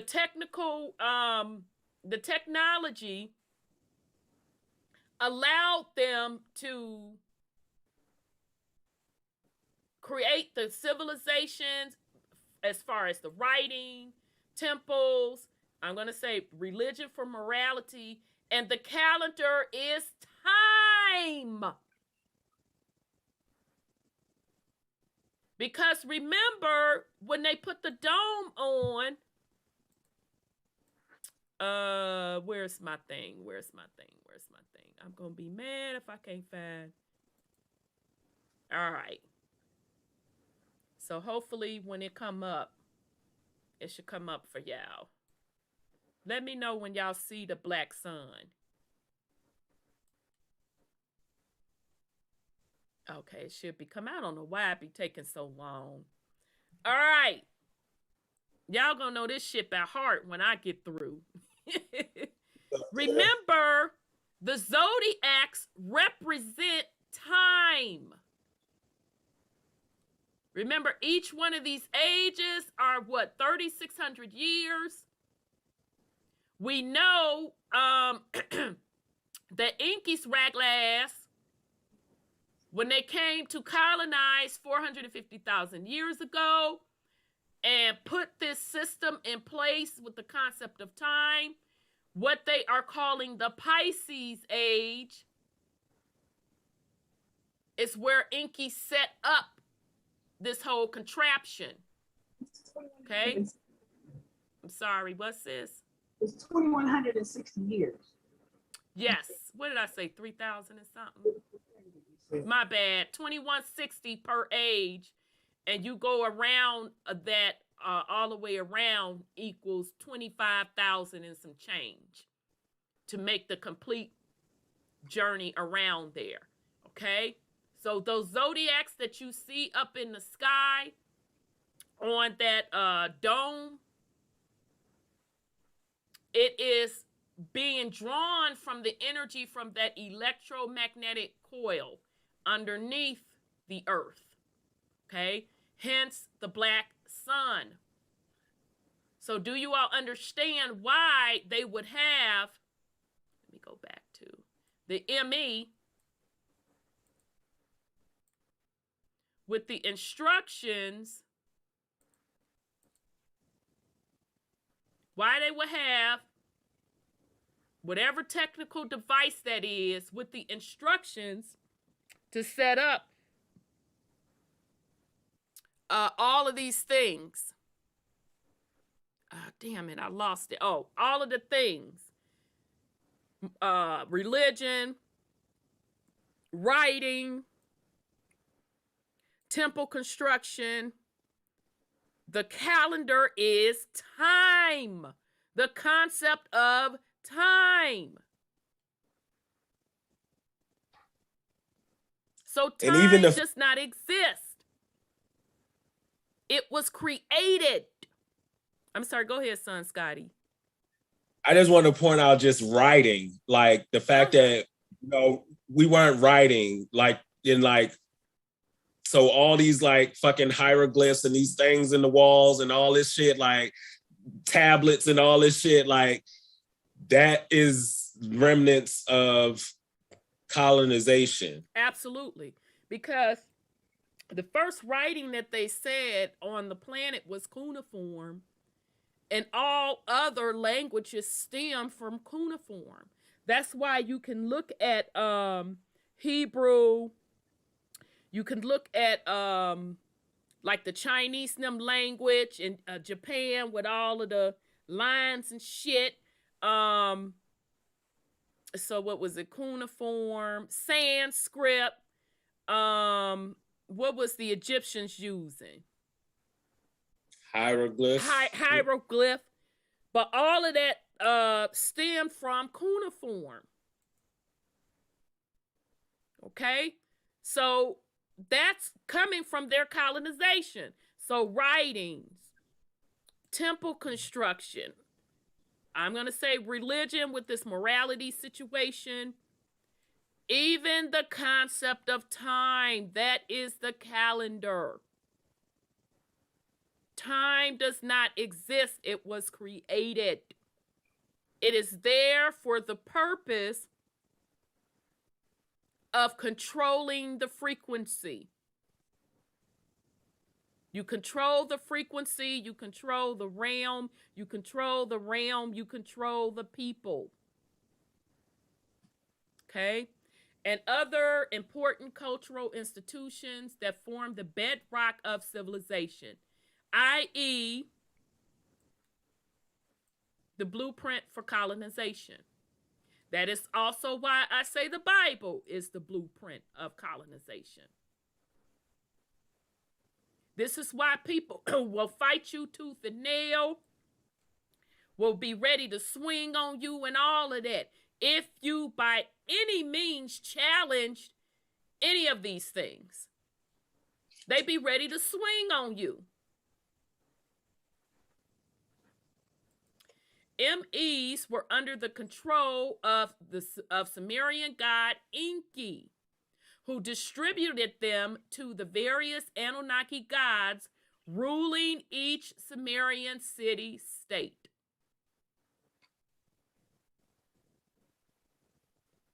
So far, 60 MEs containing decrees covering kingship, the priestly office, weapons, law, and music, among many other cultural practices and institutions have been found. So based on what he had named, is anything different today? Now, we don't know about the ME situation, but this is also lines up to what I'm saying and some others are saying, that none of this technology that they're calling themselves releasing is new. Ancient. But kingship, priestly office, weapons, law, and music, and other cultural practices and institutions. Do you all understand how far this goes back with them controlling the narrative of what the culture is? But what I'm saying is, What you say, If- sis? if we were here 2 million years, and they were been here only 450,000 years, they have ancient technology in that bag too. I'm sure they do. Well, let's put it this way. You meaning the ancient technology that was already on the planet prior to they stinking ass getting here is what you're saying, right? And they just probably just captured it. Well, they would have had to capture it, because if I'm going to, let's say my computer, if I'm going to reprogram my computer, I have to already know what's on this bitch, right? Exactly. I have to already know how it works, right? Mhm. So of course they do.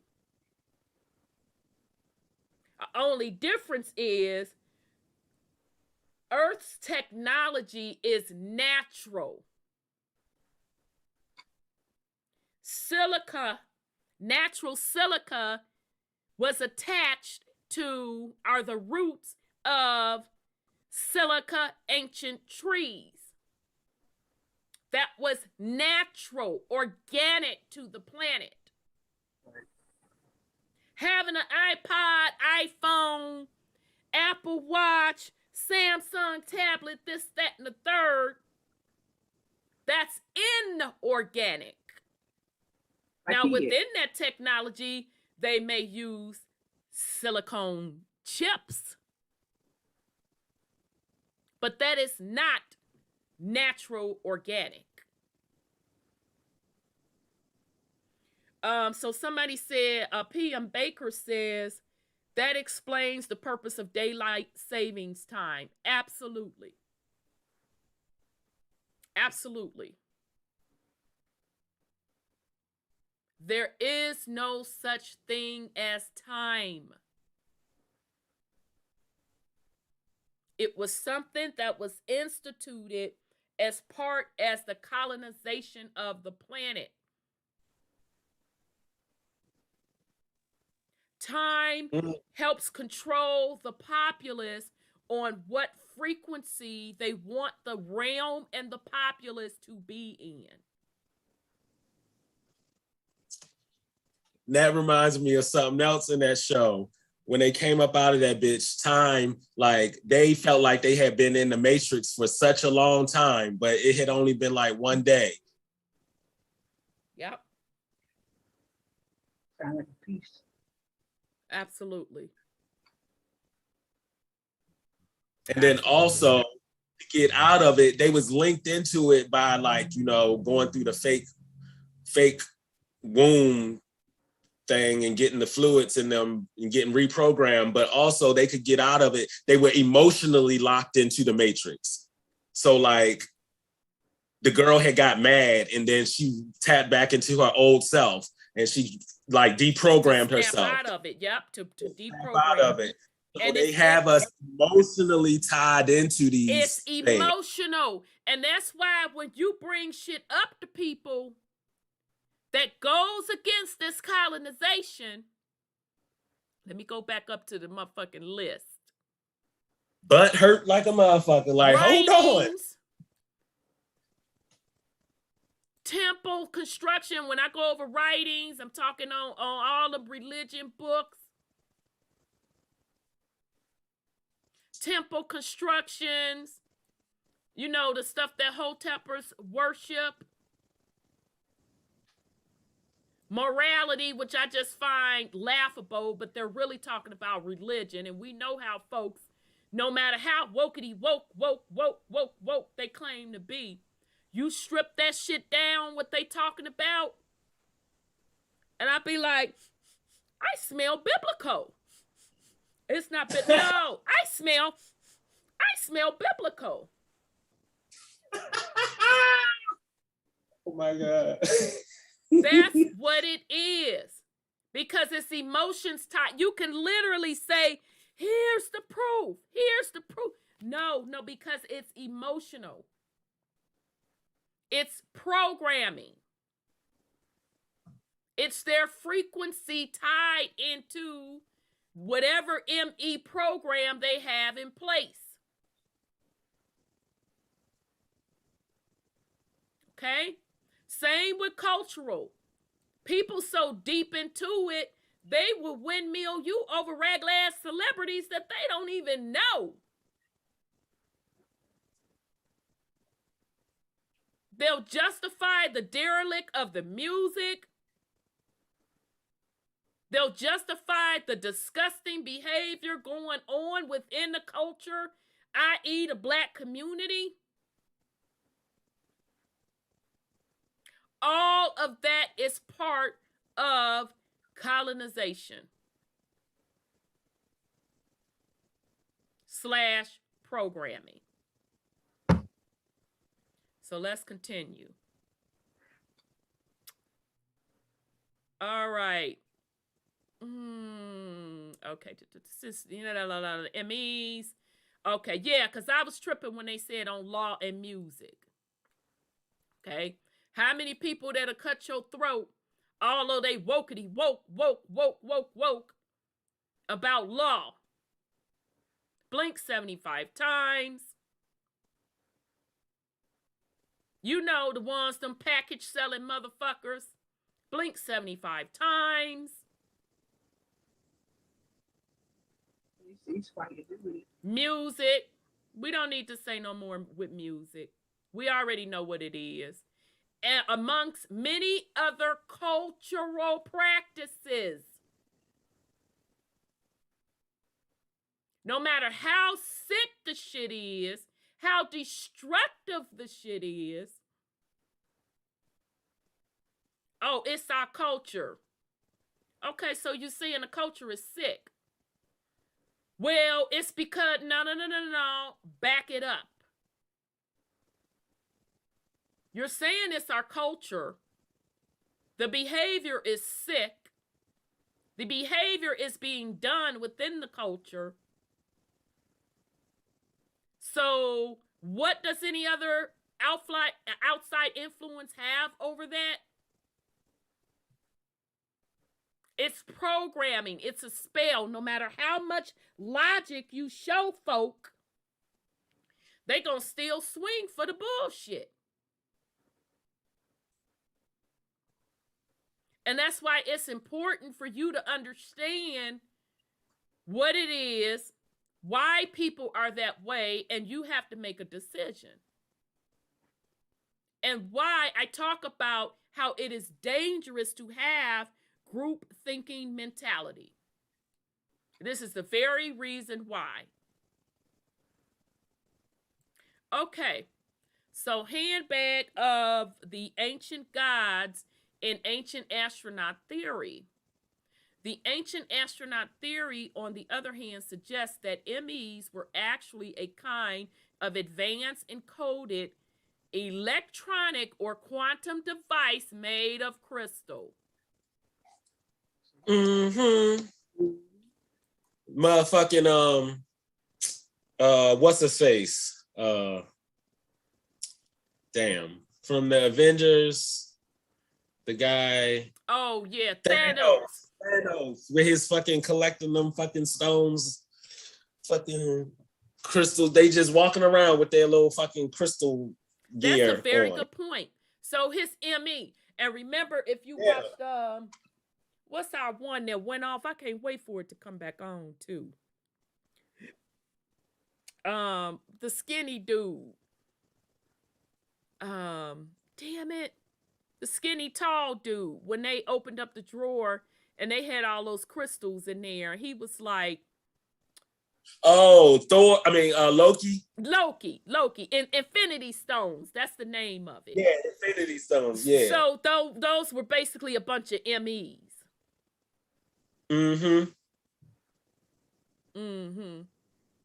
According to ancient astronaut theory, MEs were coded with information necessary to build a civilization, and they were so important that the Anunnaki ancient astronaut gods fought for their control. So just like I said, that quantum device made of crystals, remember I told you all, crystals are conductors of energy and you can program crystals. Okay? What I'm saying is those crystals were not theirs. I would agree with that. Yeah. I would agree with that. They're the ancient tree roots. That's right. They just stole those crystals. Yeah. I would Because I'm sorry, go ahead, son. No, I was gonna say my show, Stargate SG-1, the Goa'uld, they the like Anunnaki type character in that show.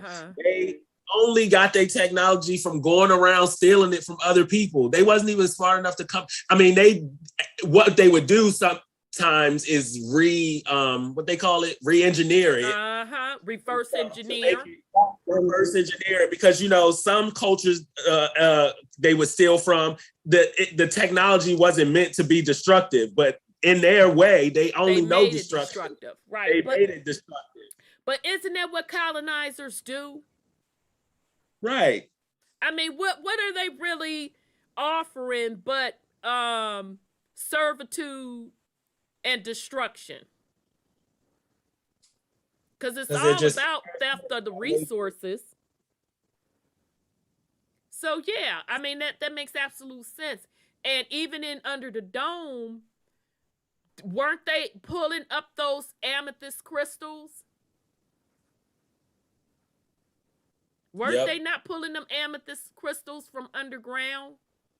And wasn't he tuning? Oh, you probably haven't gotten to that shit. Yeah. So I'll shut up and let you get to that. You will see what I'm talking about. Okay, so you're going to be like, hell no. Wait till you get to that. Wait till you get to that. You're going to be like, I cannot believe they saying this up in this series. Okay. So according to the ancient astronaut theory, MEs were coded with the information necessary to build a civilization, and they were so important that the Anunnaki astronaut gods fought for their control. These conflicts would lead to the Tower of Babel incident. Nuclear destruction of Sodom and Gomorrah, followed by the outbreak of the Second Anunnaki Pyramid War. The Sumerian poem Enki and the World Order tells of the background story of one of these incidents, which were rooted in Anunnaki goddess Inanna's desire to develop her realm to the same level of sophistication as rival Sumerian city-states ruled by the other Anunnaki gods who Zechariah Stitchin contends were ancient astronauts from the planet Nibiru. The poem reveals how in order to obtain the MEs, Inanna had a tryst with the ancient astronaut god Enki, and after a night of drunken debauchery sex, she wakes up in the middle of the night and makes off with the MEs. Child. Now she done Cardi B them. Exactly. She done laid him on him and ripped him off. That's what he get though for being a hoe. He ran off with the bag, literally. Right, literally with the bag. And y'all be thinking this shit is new. Child. So hoeing and stealing stuff, child, they done it all. Done it all.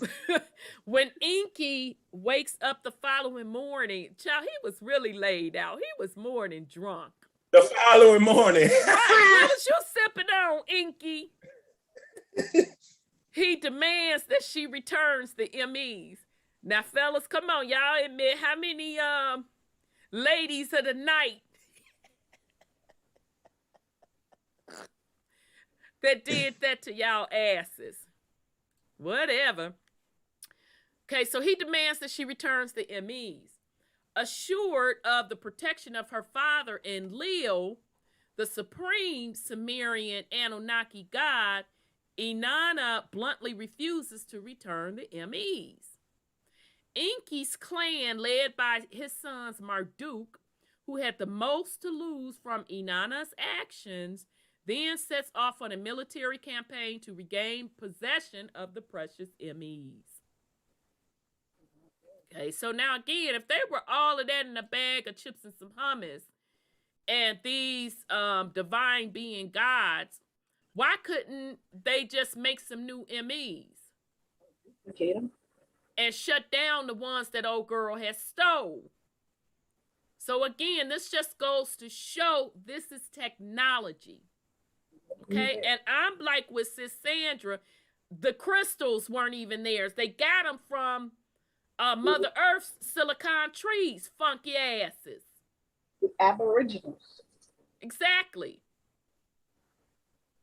According to Zachariah Stitchin's Earth Chronicles, this is the missing aspect of the story, child, told in the Bible's Old Testament. Recollection of the covenant between Yahweh and Abraham. The destruction of Sodom and Gomorrah, as well as the Tower of Babel incident, which would lead to the rise of Babylon, all of which are explained in greater details by the ancient astronaut hypothesis. You know, I'm sorry, go ahead, sis. Ephesians tells the story of them coming over here and getting the covenant because they didn't have nothing. So they came here to take what we had, the indigenous people, because they had nothing where they were. That's what it says in the Ephesians. I said I would have to know what time period Ephesians and them was talking about.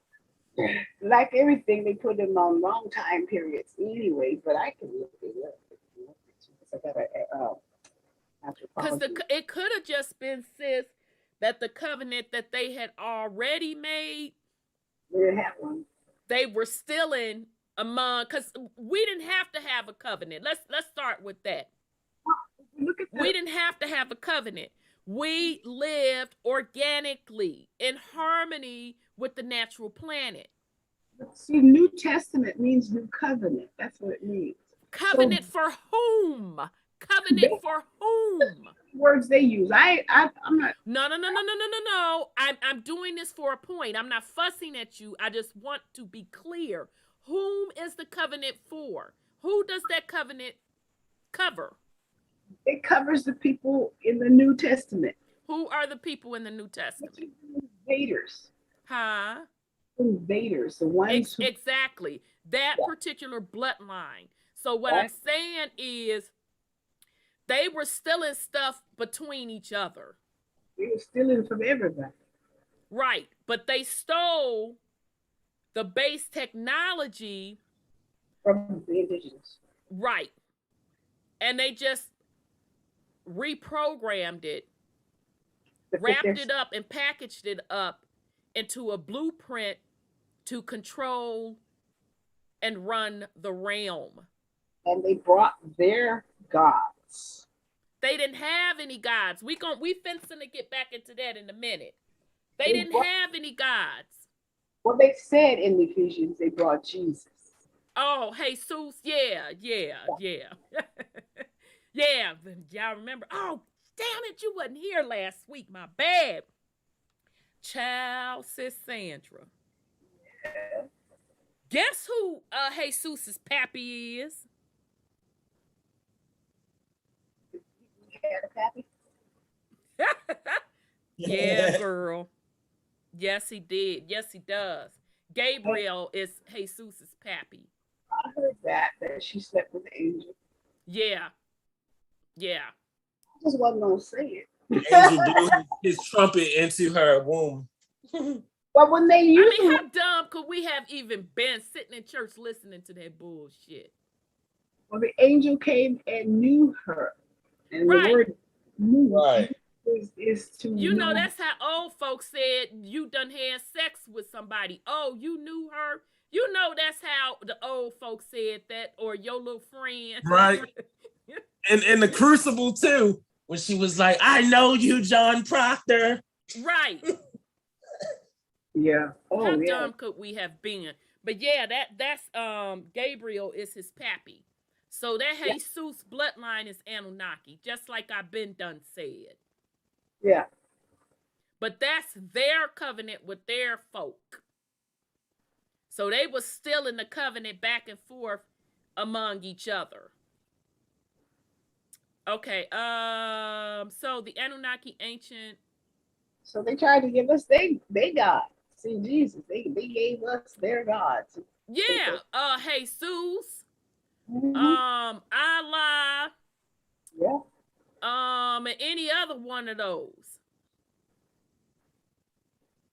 And that goes back to even the Egyptian folks too. Right. Those are all of the Anunnaki bloodline. You know, the Ethiopians was with them. Yeah, because don't they say they still hold the Ark of the Covenant, supposedly and allegedly? Exactly. Okay, so the Anunnaki ancient astronaut gods may have carried the powerful ME crystals in purses as shown on stone carvings. It's not clear whether the ancient astronaut gods carry the purses containing the MEs with them all the time as a security precaution or out of necessity because they might need to use them consistently in resolving particular problems encountered in the management of their respective city states. That means they didn't have any knowledge about anything. Well, I would agree with that, and they truly wasn't this powerful deity. No. It was technology. Technology they stole. So they didn't have any answers to anything. Right, and we fencing to go over that again in just a little bit. The potential technological and almost magical quality of the MEs is underscored by the complexity of the Sumerian civilization itself. Child, here we go. The ancient astronaut ME as a database. If the MEs used by ancient astronauts are understood as databases, then this may help in explaining some of the innovations of the Sumerian civilization, which includes the concept of time, blink 75 times, writing, law, and engineering. Do you know the history of the Sumerians? They came up really fast as a civilization and they disappeared. Well, they never just disappeared. They just went out. They just built up another civilization because it was what the Sumerians, and then it was the Egyptians, right? I think so later. Yeah. So they didn't disappear. They just They reset from the Sumerian to the Egyptian. And so on and so on and so on. Perhaps, I'm sorry, go ahead, sis. You're familiar with the crystal and you are a crystal person, like the indigenous people or the copper colored people, then you know how to use the crystal or the database. And they didn't know anything. Exactly, because remember in Avatar, when they were showing you the indigenous people and how as they walked on the ground lit up Those were the crystals or the ancient tree root system interacting with the energy of the people. Bioluminescence. Exactly. The beautiful luminous lights from the crystals and the frequency and the atmosphere. So it was all naturally organic. I'm sorry, go ahead, sis. So if they had bioluminescence, they didn't have to carry a bag with them. I mean, I didn't see them with no bag. I saw old girl and them with they locks and stuff interacting, but exactly. They're fighting over that bag. They fighting over that bag because they have no bioluminescence. They have program technology that is using organic, natural technology, which is the crystals. Control this realm. Okay, exactly, to control the realm. Exactly. So there'll be a time when they can't control the realm. Huh? Everything ends. Anything that temporal will end. So we have to figure out when it's going to end. We already know when it's going to end. If you know their cycle, yep, you know when it's going to end. That's what's called the ages, going from one age to another. We already know all that. They lose it. That's exactly what's happening to them. So, all right. So perhaps this knowledge may have already existed on other planets, including the Anunnaki home planet Nibiru. The Anunnaki may have simply left their planet with a master copy for use on Earth. Ultimately, both mainstream historians and ancient astronaut theorists agree that the Anunnaki carried MEs in their purses. All right, men. So Anunnaki carry purses. Yeah, I just get a kick out of that. All right. What is not clear is the exact nature of these devices, which are only described as splendid in the Sumerian text. However, if we consider what MEs were used for and what they helped to accomplish in the Sumerian civilization, then it's possible that they were some kind of advanced database or computation device that was used by the advanced race of ancient astronaut alien beings called the Anunnaki that established the civilization of Earth. So in other words, a computer, right? With the internet. Right, with the internet, right. They were racing to find those crystal skulls, by the way. They had all kinds of people over the world looking for those crystal skulls. And they were killing for them, too. Yeah, and I don't even think, because people say that those crystal skulls weren't real. I don't think they have to be real. They're pretty much telling you, if you're going to be searching for something, I would be searching for that motherfucking purse. Well, you have to have the bioluminescence, as we just said, to control that. This is the bioluminescence. The people, the original people, the indigenous are the bioluminescence. Exactly. Because we can connect to this organically. Exactly. Okay. But what I am saying, if you want their particular program, I wouldn't be searching for no crystal skulls. I would be searching for that ME.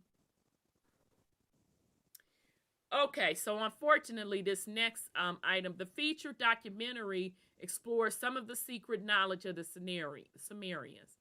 Y'all see where this MF ain't available, right? So I don't know what happened in this video. So whoever's the author of this video, it would be very, very nice if you can put it back up. Apologize if it got shut down, because child, I wanted to know what you had to say up in this video. Okay, and it had to be snatched down recently because Blood just published this in September of this year. They don't All right. know. Huh? They don't want all the secrets out. Now, Donald Whitehead has a comment. You want to read? Yeah, I remember. I highly respect Dr. Dilbert Blair. Um, I don't agree with him on that.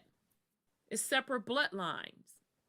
Now, if your bloodline ties to Jesus them, Abraham them, then yeah, you are Anunnaki. Absolutely, you're Anunnaki.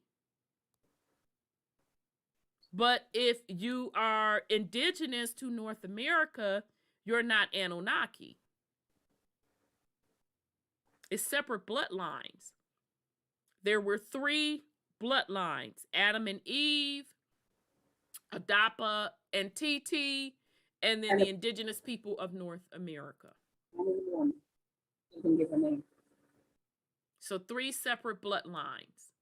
So not every black person is Anunnaki. That's why it's important for you to know who you are. No one can just, you can pretty much look at somebody and tell what they are if you know, and you can certainly tell by their actions. But you can't just group everybody together and say because you're black and brown, you're Anunnaki. It doesn't work that way. So yes, absolutely, I respect Dr. Dilbert Blair, but no, I do not agree with him on that. Now, I had the pleasure of, before he transitioned, he used to hold conference calls, and he would take questions. And he could not answer my question on who specifically the Anunnaki were. I personally asked that question. And now I understand why. Because he must have come into additional information that he didn't want to say. And that's okay.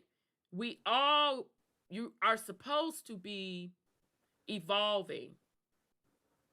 And once you come across different information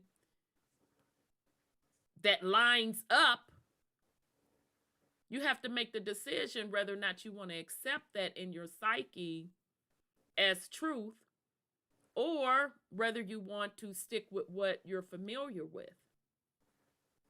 And either way, that's your choice, that's your decision.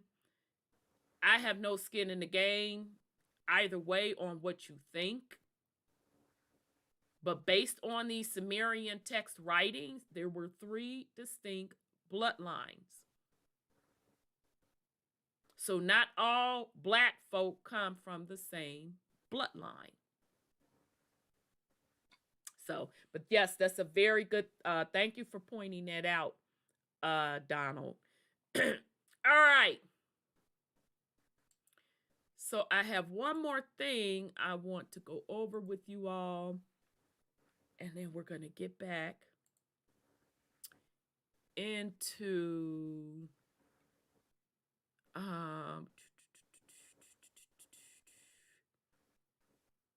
I'm going to be pissed if I can't find it. Okay, I think I know where I put it. Bear with me, family. I ran across something else. I'm like, whoa, and I don't even know how. Oh, I know how. I was putting in something about Youll. And I came up with this. Hold on a second, family. Let me make sure it has what I need in here. Yep, it does. Yeah, I can't make this stuff up.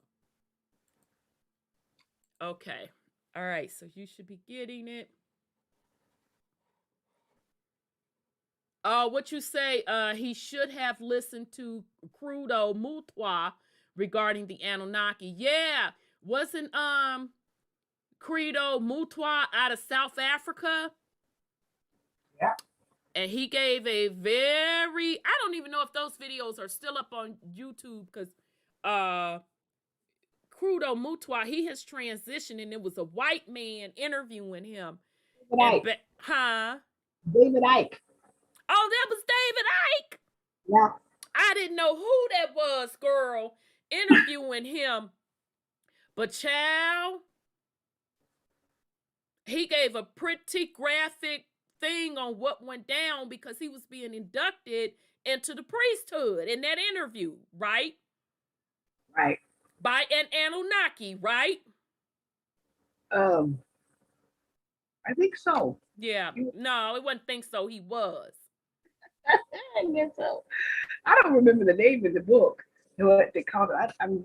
It sounds like he was though, but I don't remember. What the Yeah, name he was being inducted into the priesthood, and he had to go through a ritual. So you can go look up that interview yourself. Okay. All right. Oh, they're still on. Well, that's good. Okay, so the videos are still on there on YouTube. Thanks, Sister Divinity. So yeah, go look up Crudo Mutwa, Credo Mutwa. It's an interview. David Ike, I didn't even know that was David Ike, was interviewing him. That's all I'm gonna say on that. I think he put it in his book called The Biggest Secrets. Oh, I didn't know David Ike or David Ike. Oh, he be mixing so many. He mixes shit up, and that's why I get frustrated with reading his stuff because I gotta decode what he's saying. But he actually did that interview. Yeah, because he said so many things that were so harsh on people that I'm surprised they let him even talk. Mutwa or Ike? Ike. He told so many secrets out there. That's why. Yeah, I'm not trying to hear all what he's saying because some of the stuff he says, I know he's lying through his teeth. Scotty needs to be unmuted again. I did. I unmuted him. You there? Yes. Okay. Yeah. So some of the stuff, a lot of the stuff Ike says, he be lying through his teeth, child. So that's why I don't even bother reading whatever. Okay, so let me get to what the second part I wanted to show y'all. About the Pacers. She told you about the Pacers. Who did? That was in his book, the one I read to you. Yeah, he told me that, but I wasn't gonna believe him until with his information. I don't use him as the only source because I don't trust him. I have to have multiple folks verify what the hell he's saying. But Mutwa said the mess out of his own mouth. So you can go on YouTube. I'm glad that interview is still up there. Okay. All right. So this is what I wanted to show y'all. Ciao. Highway wind turbines are generating energy from passing cars. So highway wind turbines are generating energy from passing cars. So I'm not gonna go into all this because when I doing the series on old World Tech in Plain Sight, I'm gonna go over this. But this is what came up, y'all. I was minding my business on something else. The project called Enlil. I said, these motherfuckers has attracted attention from several prominent companies who recognize its ingenuity, practicality, and eco-friendliness. Mercedes-Benz is helping the duo expand the project, ideally from select thoroughfares in Turkey to roadways clear across Europe. So here they go again, introducing some supposed new technology, and they gonna call a project Enlil. That's where they originated from. Enlil's field testing is underway in Istanbul. And so the turbines are affixed with solar panels and sensors, yada yada yada yada yada. Okay. So I just was like, child, they know they be repping their family members. They definitely rep their family members. So that kind of stuff would only work there where they have no snow, because the turbines don't work when there's snow and stuff. So hold on, let me just show y'all right quick. Let me pull up the video. Because they even had a video to it. Hopefully I can pull it up here. It should be here. Okay, that's that. Oh, I had to go somewhere else, so bear with me. Let me pull it up so y'all can see it.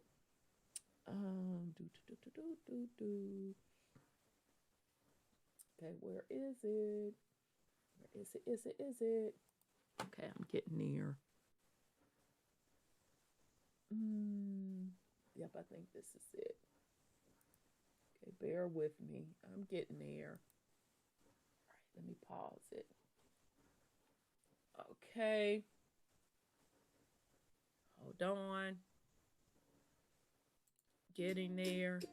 Oops. Let me pause. Plus, I wanna, because I don't want them talking about that little ugly music is copyright.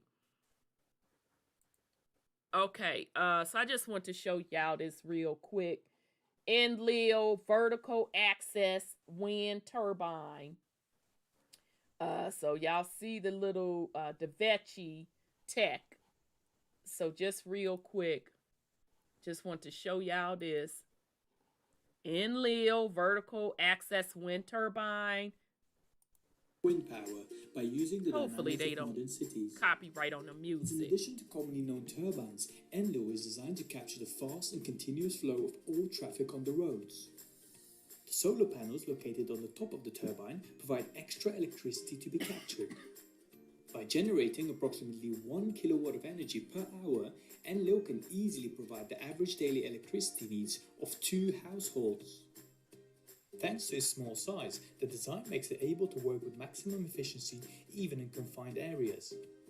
While using the city's dynamics to produce renewable energy, Enlil also uses its built-in sensors to provide comfort and safety to the city.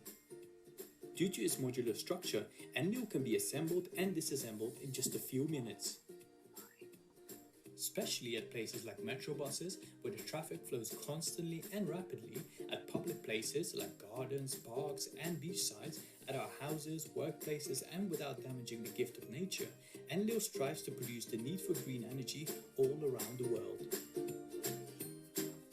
This raggedy music. Okay, so y'all see that? That tripped me all the hell the way out. I'm like, no, the hell they didn't. Sit up here and name this little technology Enlil. All right. So again, that's from Enlil vertical access wind turbine from Dissonance Tech. Okay. So somebody asked an excellent question. Hold on a second. Let me get to it because we got to take another field trip. I see. So Dale asked, how does that tie into the people of Atlantis and Lemuria bloodline? We could all be mixture of different bloodlines. Are you familiar with the work of Vibes of Cosmos YouTube channel? Dale, yes or no? Type yes or no. Because if you type yes, you should have the answer to your question. If you type no, matter of fact, I think I'm going to bring it up anyway. Okay? And again, who is we? Because we don't play that we stuff over here. Who are you talking about when you talk about we? I need you to be specific. And I'm trying to pull up this information I need from you also. I'm going to find also. So who is we? Oh, so you silent now, Dale? You don't want to type who we is? Because I be needing to know when y'all up there talking about some we, who you talking about. But I'm going to show you something. And you can certainly, on your own time, check out this person's work.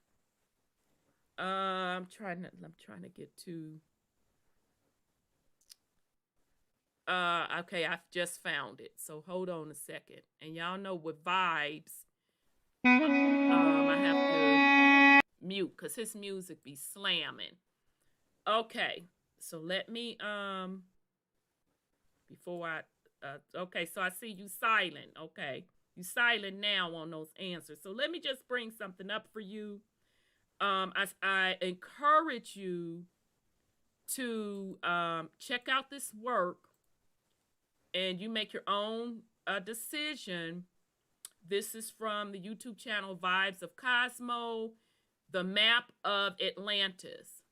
Okay, so it's not going to be any sound on this because he be jamming with the music. And I don't want to get copyright strike. Okay. So what he's showing here, if you're not familiar with his work, he's showing you what the true Earth really looks like. Okay. And so he's going to zoom into all of these areas with this extra land that we know nothing about. We don't know nothing about no chrono seas, any of that. Okay, so bear with him. He's going to get there. He's going to start putting labels on stuff. Right, and this video is called A Map of Atlantis. Okay, so he's showing you the area of Atlantis. There's West Africa. That's South Terra Vista. That's land that's hidden or land beyond the poles. West Terra Vista, that's land beyond the poles, if you are familiar with that concept. North Atlas, Central Atlas, South Atlas. Sea of Sargasso. So all of this is considered, and then you got the Sea of Kronos down there. All of this is considered Atlantis. Amazonia. Hey, he's saying the distance to West Africa, 1,000 kilometers. Okay. Poseidon or Poseidia. State of Kronos. Okay, so remember, he's mapping out Atlantis for you. Okay, Titan, Azan. So these names should be sounding familiar to you. Okay, I know Titan and Poseidon. Ain't that out of, is that Greek mythology? You got Pleiades there. Cyclops. Mm-hmm. Okay. But again, remember, this is all mapping out Atlantis.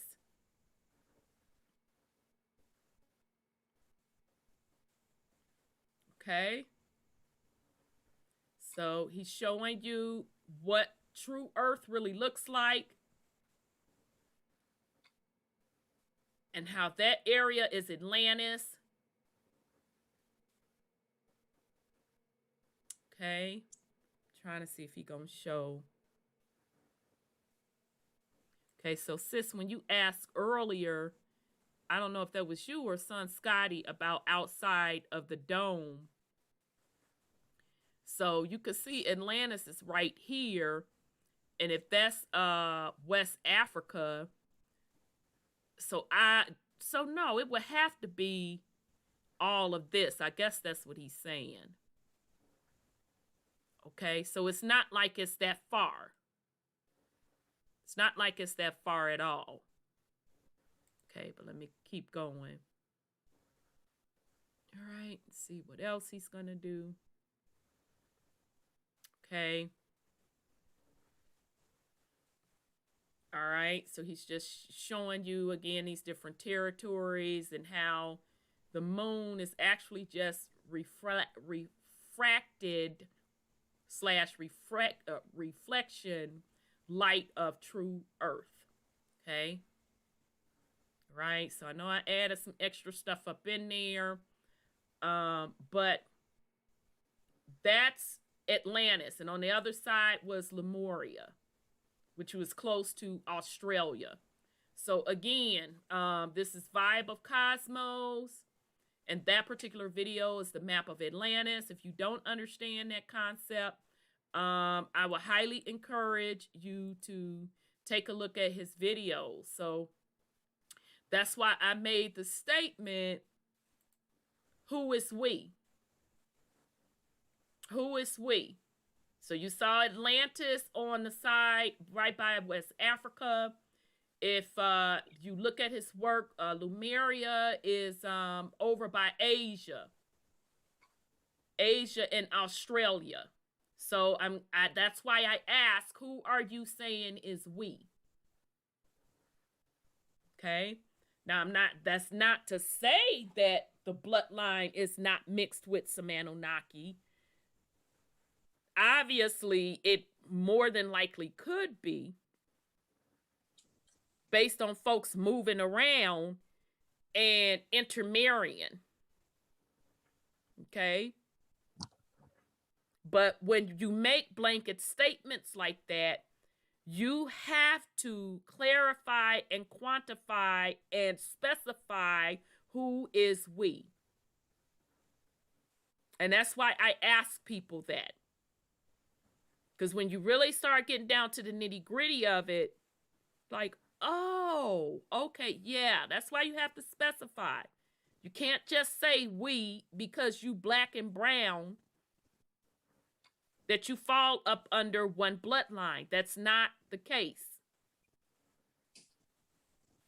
But very good question.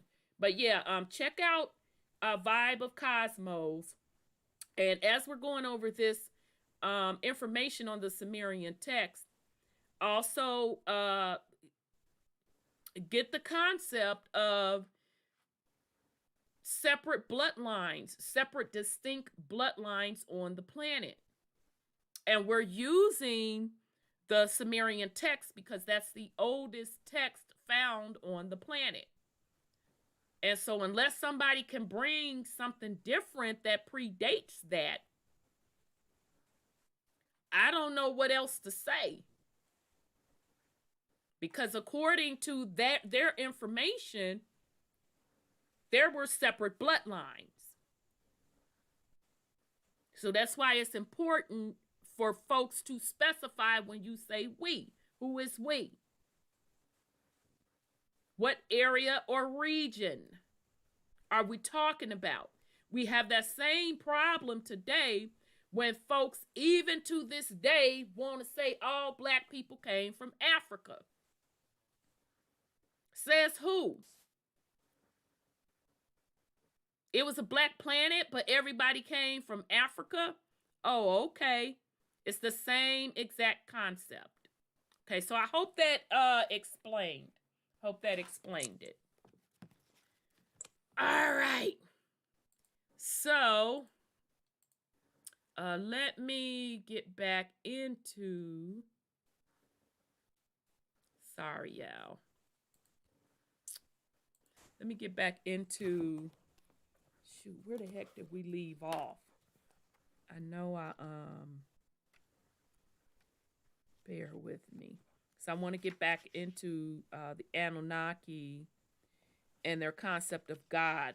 We were we were finishing up that, and I'll just highlight what we talked about last, because they were talking about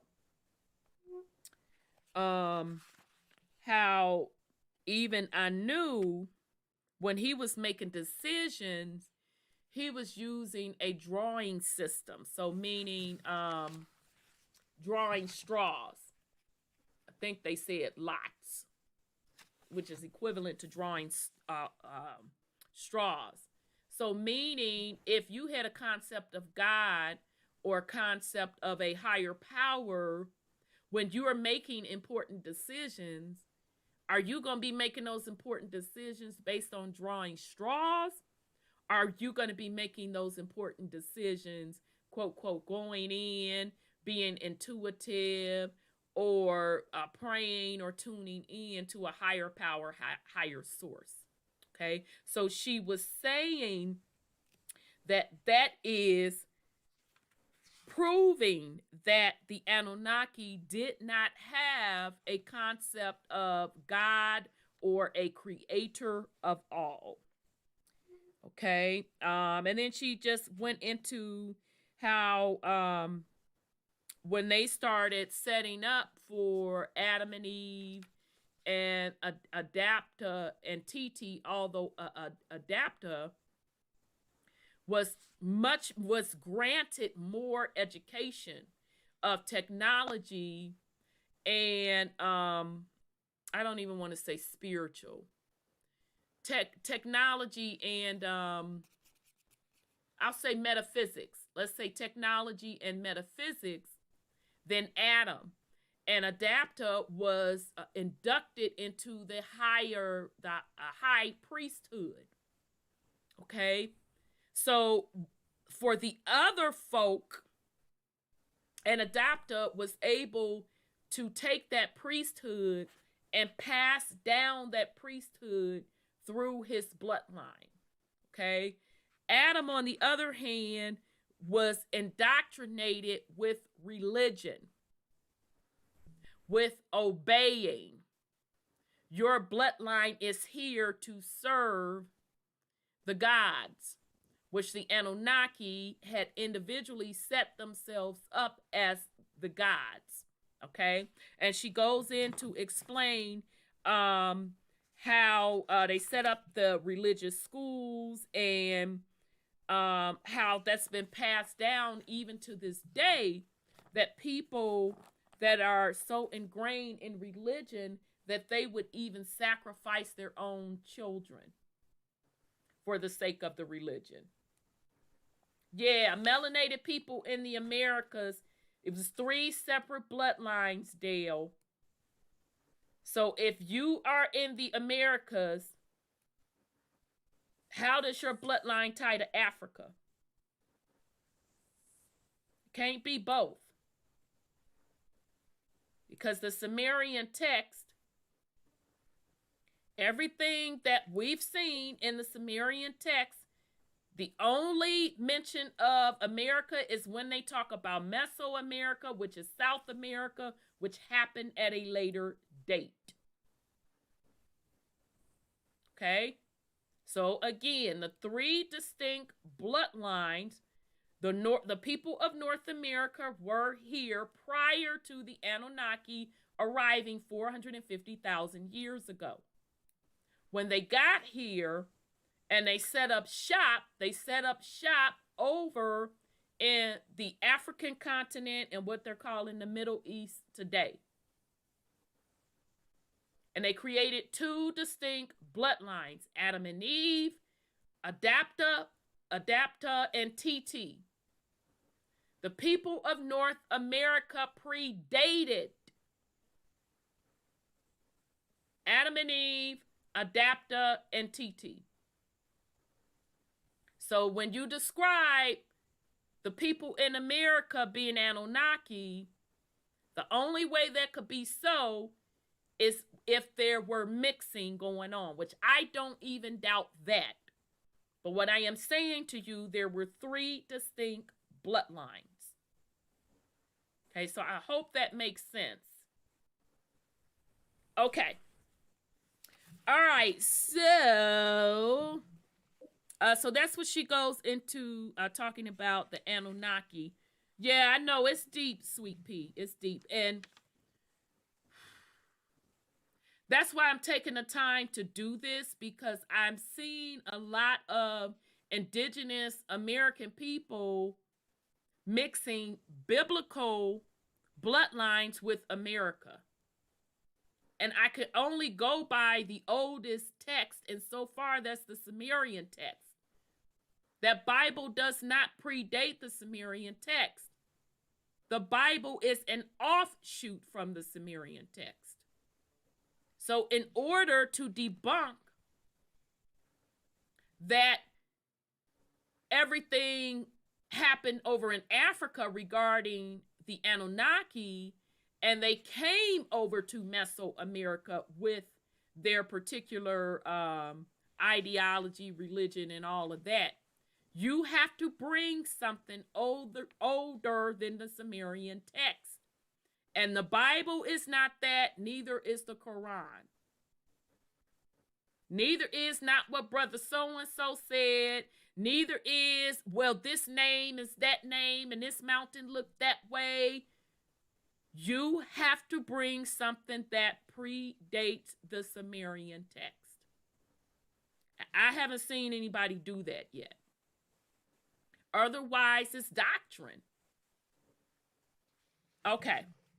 All right. So, that's that. Shit, I done lost my space. All right. So we talked about the religion being so deep that people are willing to sacrifice their own child. Okay. Yeah, and then we did go over that part. I think that's where we stopped. When she was basically talking about on page 43 how the goal of parenting should be to raise healthy children versus having children for the sole purpose of serving and worshiping you. Okay, so now we finna get into the power of the MEs. Okay, and I know we took a turn and shout out. I'm sorry, go ahead, son Scotty. Oh no, I just said, yeah, let's get into these MEs. Yeah, so shout out to that gentleman on that particular website. Damn it, where's the website, y'all? He did an excellent job on that ME stuff. I can't find it right now. Sorry, and I had shut it down. So thank you for that. I think you did an excellent job on the MEs. So the MEs are they purses, honey. Okay, so this is on page 44. The only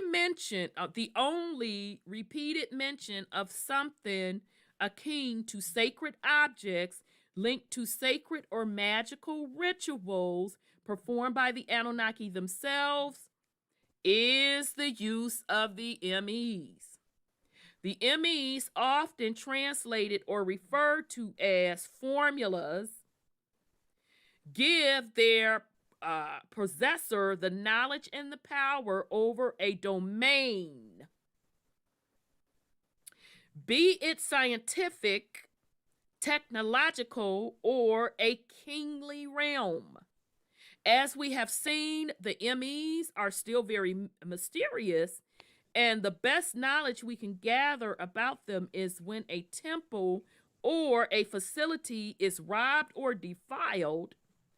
The text give us the name of the robbed. Oh, y'all better stop playing with me, child. And I read this and highlighted it and had forgot it, child. All right, so she says about the MEs is when a temple or facility is robbed or defiled. The text give us the names of the robbed MEs and described as well the effects produced by their removal, generally lack of power, machines stopping, etc. Often the only information comes from their names. Well, damn. So if you got that ME, again, you got a blueprint. And again, she clearly says it's technology, just like old boy said on the website. All right. Damn, y'all. We learn a lot when Inanna makes a visit to Inky with a plan to get hold of some MEs. So this just like old boy was talked about on the website. Despite being only the second among the gods on Earth, Inky is nevertheless the prominent possessor and keeper of MEs. He must have had an immense collection of them, given that he will give no less than 90 of them to Inanna, and yet he doesn't seem to be greatly deprived afterwards. All right, so she don't say that where she went up in there and slept with him and ripped him off. But okay, let's just keep reading. Any temple abode of a god and any major facility of the Sumerians, especially the 5 sacred places directing all space operations and all administrative organization, had its own god to govern it and its own ME to operate it. Damn. The 2 Ikor, the first one in Nippur and the post-diluvial one in Giza. Okay, now I'm questioning the Giza. Okay, but I'll just keep on going. Were lush with MEs and the state-of-the-art technology based on crystals and stones. A clear example of technological function of the MEs is when Zu robbed the Tablet of Destinies in the Durga room of Enlil's temple in Nippur. It had drastic effects on the space station. Damn. Okay, so here she's saying her translation of the Sumerian tablets that it wasn't Inanna that had robbed Inky, that it was this Zu person. Okay, so it had a drastic effect on the space station where the Igigi were suddenly blinded, unable to operate their machines. Enlil's temple abode in Nippur was the antediluvian mission control center of the Anunaki and housed 2 highly technology complexes set in 2 rooms. The Durga containing the Duranka and the Tablet of Destinies and the Kior. The first, the Durga, dark glowing chamber, now that's interesting, that's what it means, was set on the platform of a tower. Okay, don't that sound like what they, or look like, don't that sound like what they be showing us in the movies where they have, what do y'all call it, the obelisk? And then they have that cap on top of the obelisk glowing. This is interesting. The capstone. Yeah, the capstone. Okay, it was set on a platform of a tower and was a secret chamber where space charts, the emblems of the stars, were displayed, and where the Duranki, bound heaven earth, was maintained. Now the high technology MEs in use in this Durga room are impressive. A lifted eye which scans the land. A lifted beam which penetrates all. Which searches the heart of all the land. A vast net stretched out like an arm. So you know what it seems like they're describing to me?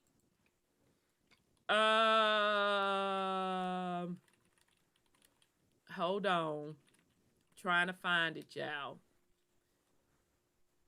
Child, clutch pearls, clutch pearls. Wait a minute. All right, hold on. Let me bring this up. Y'all gonna be like, oh, I get it, I get it. Okay, let me see when y'all see it.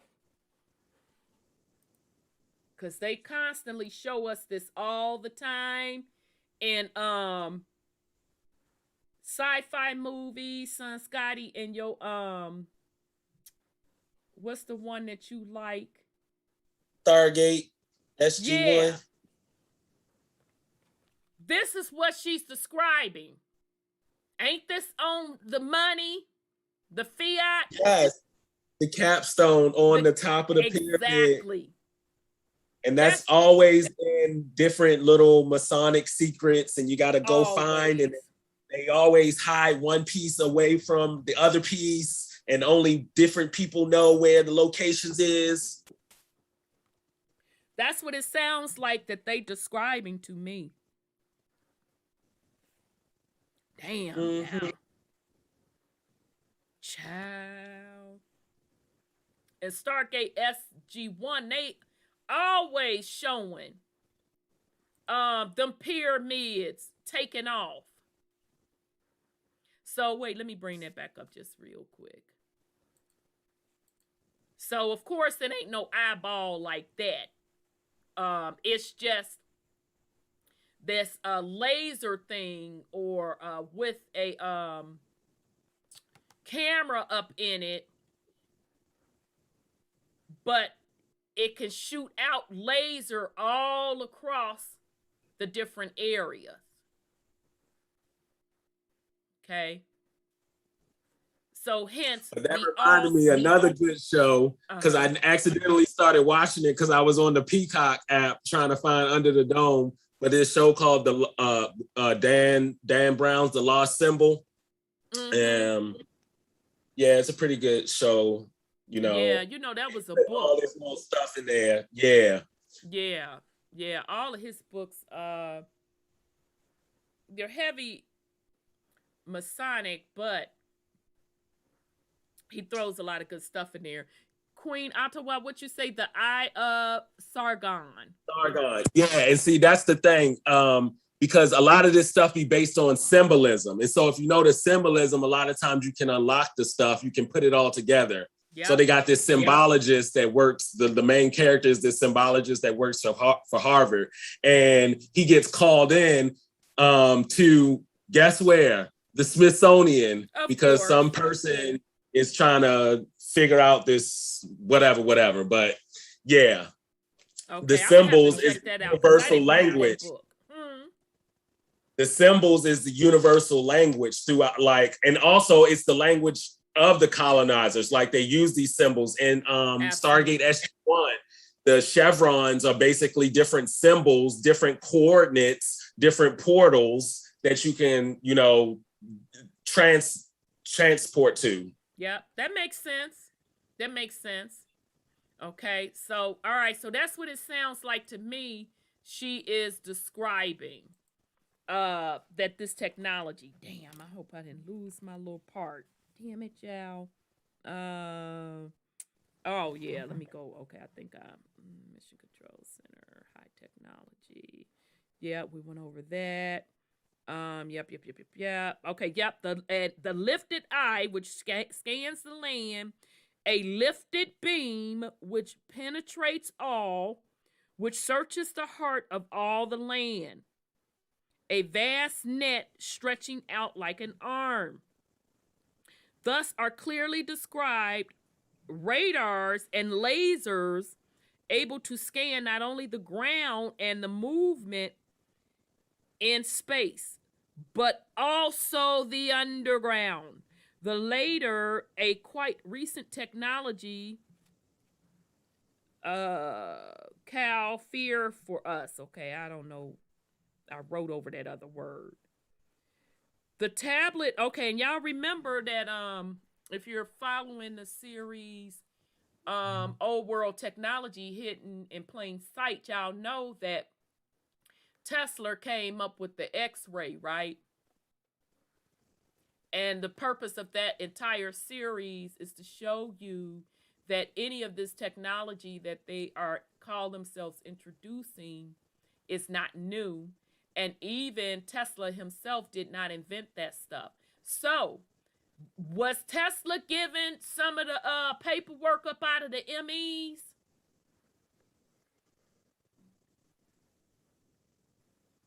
I would think so. Just like all of them given the script.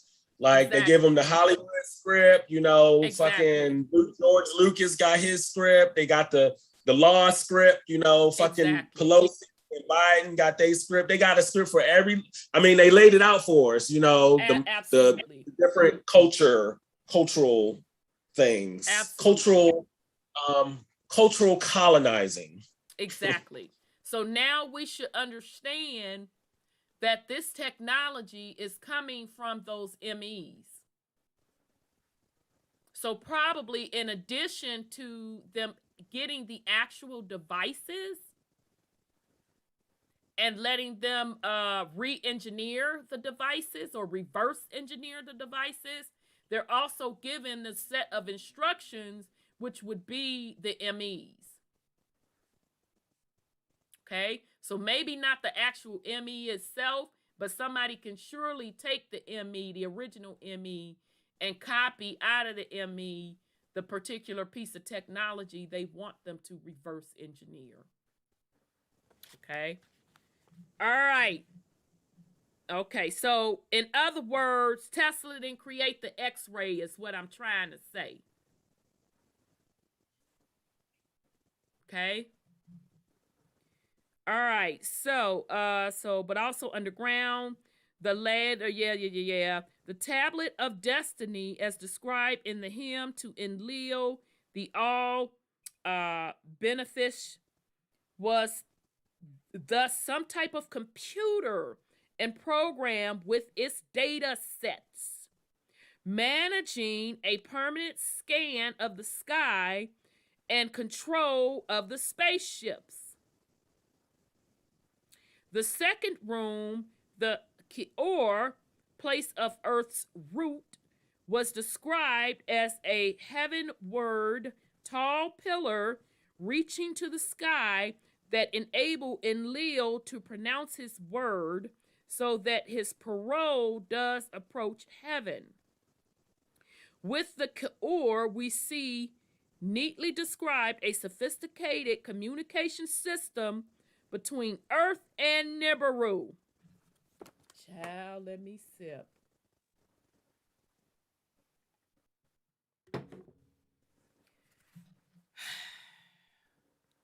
A sophisticated communication system between between Earth and Nibiru with an antenna in the tower. Blink 75 times. I literally just the other day, Wednesday, went over how those antennas are being used. How they were used in the past. And here now they talking about up in the Sumerian Text how Enlil were using them. Let's continue.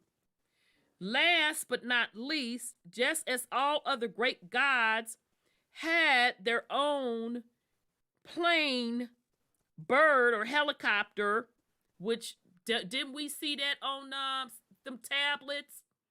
On them Sumerian tablets, don't we see helicopter and planes? Yeah, we do. On the roof of their temples.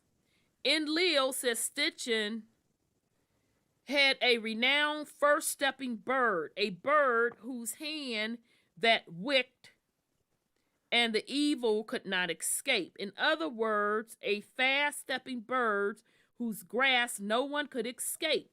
So that's coming off of the 12th Planet book, page 295. This can only suggest on Enlil's craft a ray able to lock in on targets.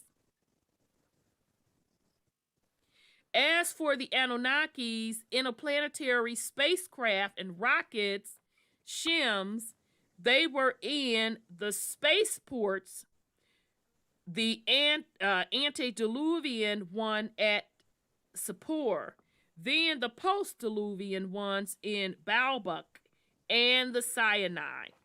So in other words, as they were nuking during the deluge, one of the deluges, which i.e. is a reset, they were up in spaceships.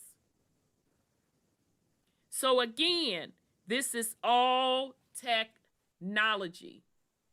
Okay? And what I showed and what I went over in the fourth installment of the series Old World and New Tech, Old World Tech Hidden in Plain Sight, I went over, hopefully I can find this video, how those antennas were used. Okay, where the heck? Here it is. Hold on a second. I just want to show y'all these old buildings. And in that particular podcast, I was just saying that the antennas were obviously pre-electric. What they're telling us was electric. And actually,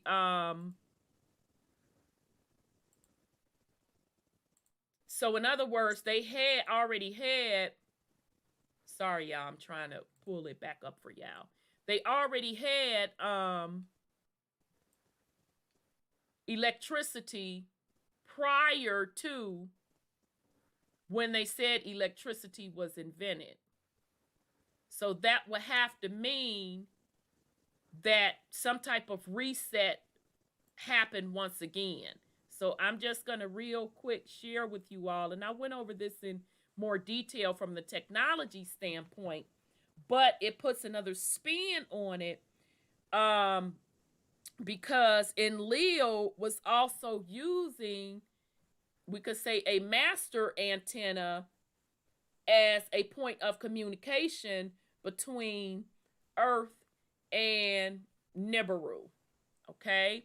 And I'm sure he was also using that antenna, that master antenna, to broadcast across Earth through the other antennas. Hence why in that ME package, they would have to specify how to build these buildings and these temples and all of that jazz. All right? So just real quick, let me just show you. And I went over this in detail. Okay, so that's the state capitol, and we were just showing how damn it. Let me back it up a little bit. Come on. So that's the state capitol, and we were just saying in that series how these domes conduct energy from the ether, from the atmosphere, okay? Okay, and I was just showing, look at all of these antennas on these different structures. I think this is London. I don't know if this London Bridges or whatever, but this is London. But you all see each one of these structures have antennas. This was all prior to when they said electricity was in existence. But this goes back all the way to the Anunnaki's technology on how they use antennas, period. All right? Using the natural ether or atmosphere or ionosphere of the planet. Okay? Sending out the signals that they want. Okay? All right, so we just went through this, and that was an example of individual houses having it. I forget what the hell this building is, y'all, but there go another antenna. Okay, so that's that same state capitol, and they're showing you here the actual picture with the antennas. So that tripped me out. So again, just showing you antennas. Okay, so all of this shit goes back pretty far, family. So 450,000 years ago, even if we want to bring it up to 300, let's say 350,000, because give them time to build shit up. Give them time to terraform, throw a couple of little deluges in there, resets. So we'll put it at 350,000, maybe even 300,000. You mean they were using antennas back then? So doesn't it make sense that we can pull pictures showing the use of technology, pulling energy from the atmosphere via antennas prior to when they say electricity was invented? So this technology is not only thousands of years old, it's hundreds of thousands of years old. Okay, none of this shit is new. Okay, this was just another picture in Russia showing the same damn thing. Antennas. It looked like they was running wires across here. Okay, but yet you see horses and carriages down here, right? Okay, so this is just another city. They up to talking about some horse and carriages, but yet we see antennas on all top of these buildings. Okay, so this technology goes back not just thousands of years, we are talking hundreds of thousands of years. So literally, none of this shit is new. None of it. Okay. All right. So I'll pause. So sis or son Scotty, y'all had anything to put on it before I continue? Oh, no. Okay. All right. So Zoo immediately claims that with the power of the ME, I will establish my throne. Be master of the heavenly decrees. Okay? So he then ran off with them MEs, which was just the technology blueprints, so he can rule the realm. The Ijiji in their space I will command. Even while in fierce battle against Nerurta, Enlil's warrior and chief of army Zu boasts, I have carried off all authority. The decrees of the gods I now direct. The text states that this was no illusion. With the power of Zu had obtained, no lightning bolt could approach his body. When Zu retreated to a mountain, none dared to track Zeus to the distant mountain, for he was now as powerful as Enlil, having also stole the brilliance of Enlil. And he who opposes him shall become as clay. As his brilliance, the gods waste away. Okay, so she's quoting something from book Wars 97. This specific ME, the brilliance, is described as the Enlilship of Enlil. That is, damn y'all, his role as commander of Earth. So he pretty much had the blueprint, baby. He had all the power. Because remember, Anu appointed Enlil as the ruler of Earth, and Enki was the scientist. Okay? So this once again shows you that the Anunnaki were not these all-knowing, mystical, mysterious beings. They had technology. That's all. Okay? So apparently when Anu gave Enlil, because remember Enlil is a title, Enlilship as the commander of Earth, he gave him the ME with all of the power to control the realm of Earth. All right? Ninurta will have to get new and powerful armament from his father Enlil, and only then will he be able to defeat Zu. When these task-oriented computers, what these task-oriented computers do is quite easy for us to understand. That is, as far as technology and science go. What's puzzling and indecipherable are signs that the Anunnaki science is an integral science, and that the MEs seem to be crafted, each one in only a unique version, so that the role and power, such as the Enlil ship, is attached to it. Okay, that makes sense. And whoever owns it controls the function of king, queen, or else is the master of that specific domain. So y'all get that? So if you have the ME, that's the Enlil ship that was programmed to be the commander of Earth, you rule the entire Earth. This ain't about no God. This ain't about, no God appointing somebody to be XYZ.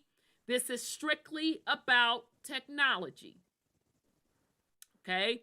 So what they did, just like a computer, you got a master computer or a mothership. Master, and then you program each individual mini computers that does specific things. Okay? So those are the different MEs. Okay? So the total package of MEs, you have a master ME, which is the Enlil ship, or the ME that's the commander of Earth, that rules the realm. But there were separate MEs created for specific functions and things that were given to other priesthoods and priestesses to rule specific things, specific areas. It was technology. Okay? All right. All right, and this is on page 47 in the book, if y'all want to get what we're saying. We started on 46, and then that was 47. Again, this is Wars of the Anunnaki, Nuclear Self-Destruction in Ancient Sumer by Professor PhD, Chris H. Harding. This is the book. All right. So she's fencing a conclusion of the Anunnaki religion. What we don't see, and it's very puzzling, are the following. Rituals and prayers offered to a god or gods of the Anunnaki. They have a concept of a creator of all, but no templates and rituals dedicated to him. The only temples they built are their own abodes. So in other words, it's not, and it ain't what she's saying, it's what the Sumerian Text are saying. They don't see where they reference any creator of all. They didn't build any type of temples, whatever, to any creators of all. When they built those temples, they built them in their likeness. And they set themselves up on earth as gods to be worshipped. All right. Okay, 2, we don't see either global, philosophical, moral, or religious concepts such as the greater good, and she puts in parentheses the Greek philosophers, or The concept, child, this finna to hurt some feelings. You hear me, baby? It's finna to slice some feelings. Child, or the concept of oneness or cosmic consciousness, Tao or Brahman of the Eastern religions, nor the belief in a higher deity, king of gods, the great-grandfather of the Native Americans, the eagle of Mexican Yucua Indians, Amma for the Dogons of Africa.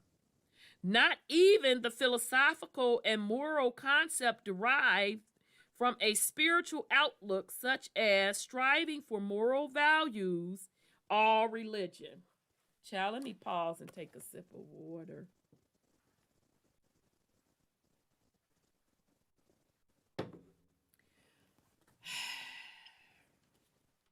So, child, what the lady is basically saying up in the Sumerian text, that none of these concepts that folks are using today as religion or higher power or deity, whether or not it be traditional religion, child, she even got into cosmic consciousness and all of that. They just did not use it.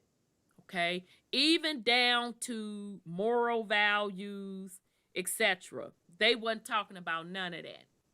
Because remember, if we go back to what the gentleman said in his article regarding the Anunnaki carrying the purse, is that part of the set of instructions was morality. Okay? Now I said morality / religion. Okay? So it would make sense why the doctrine tells the common folk to do X, Y, Z, but the folks in the secret society, like, well, damn all of that. I'm going to do what I want, when I want, how I want to do it. That would make perfect sense why those in those secret societies would have such mindset. Okay? Because according to some of them, depending on how far up the food chain they are, they're inducted into the priesthoods. So in other words, they don't have to follow any of this biblical laws, any of these ideology or religions. Okay? That makes perfect sense to me. It also makes perfect sense. Sorry, I was trying to bring back up that article. Also makes perfect sense why it ain't no, skin off they back, no shame to they game, to do reset after reset, deluge after deluge. No fucks are given on their part. So the concepts of wars, the concepts of colonizations, no fucks are given on their part. Because they don't have that concept of morals, values, etc., etc. But instead, in their set of instructions via that ME, that's what you are to give to the people. Okay? Which to me, once I got out of religion, I'm like, it doesn't make sense. Why do I need someone to tell me how to be a decent person? To not fuck with people. Why do I need a book of instructions to tell me that? Why do I need to be ganged up with a group? Why can't I naturally know the basic difference of not harming other people? So when I say the concept of group behavior is dangerous, that's what I mean from my soul. because you get into following a doctrine or following a programming. So that's pretty fucking deep for her to say that even the concept of oneness or cosmic consciousness. Okay? All right. So, apart from one exception, we don't see a difference towards teachers and places of learning as the Greek philosopher Agora or the Eastern sages ashram, where they taught techniques for achieving inner knowledge such as meditation, prayer, yoga, trance. The only group of this kind in Sumer is that of the Sagers of Eridu. The Sagers of Eridu, who had attained an immense knowledge of all the sciences of their time and had established a renowned academy in Inki City.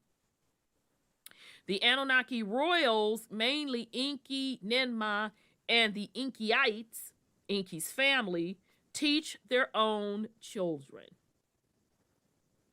Okay, so according to her, only semblance of religion that she found with the Anunnaki were in Inki's crew, and that involved the inner knowledge, not group knowledge, not group consciousness, the inner knowledge, such as meditation, prayer, and y'all should know the difference between meditation and prayer. One is receiving, one is sending out. Prayer is sending out, meditation is receiving. Yoga and trance. And who had attained an immense knowledge of all the sciences of their time. Okay? So in other words, when you're doing meditation, when you're doing prayer, when you're doing trances, you are focusing on picking up a frequency or focusing on emitting a certain frequency. And when you understand the sciences on how the realm works, you can use those methods to create. That's the science part of it. Okay? It's not spookism. It's not religion. It's you using your natural inner power and tuning that power to a certain frequency to either receive or create. All right. It is only after civilized humanity, and she puts in parentheses, Homo sapiens, has proliferated and kings and priesthood lines have been established, that the great Anunnaki asked earthlings to treat them as gods. So in other words, when they taught their bloodline, the sciences, so meaning how the realm really works, how to tune into frequencies, how to create, and created a set of priesthoods and priestesshoods through their bloodline so they can be able to rule. Then they set themselves up for gods as for the common folk. This trend started with Enlil demanding to be obeyed at the sole Lord of Eden by Adam and Tiamat, whereas all decisions among Anunaki and Sumer were made via a vote within the assembly of gods, most members being the royals. Thereafter, several royals would have their own temples and be worshipped there by the local population of their own city or territory. With time passing, a greater projection of loftiness of omniscience, wisdom, and justice was progressively made, while the planet, heaven, and its kings became more and more distant from the earthlings. And the continued projection was also amplifying the absolute and extreme nature of the qualities thus projected and aggregated in one's persona. So, in other words, after they had trained their folks, taught their folks the sciences, given not all of their folks, but whoever they wanted to hold the seat of power in the specific areas, specific MEs or technologies, and set up this priesthood and priestesshood, the Anunnaki, the original Anunnaki, were like, okay, we up now. We out of here. Okay? All right.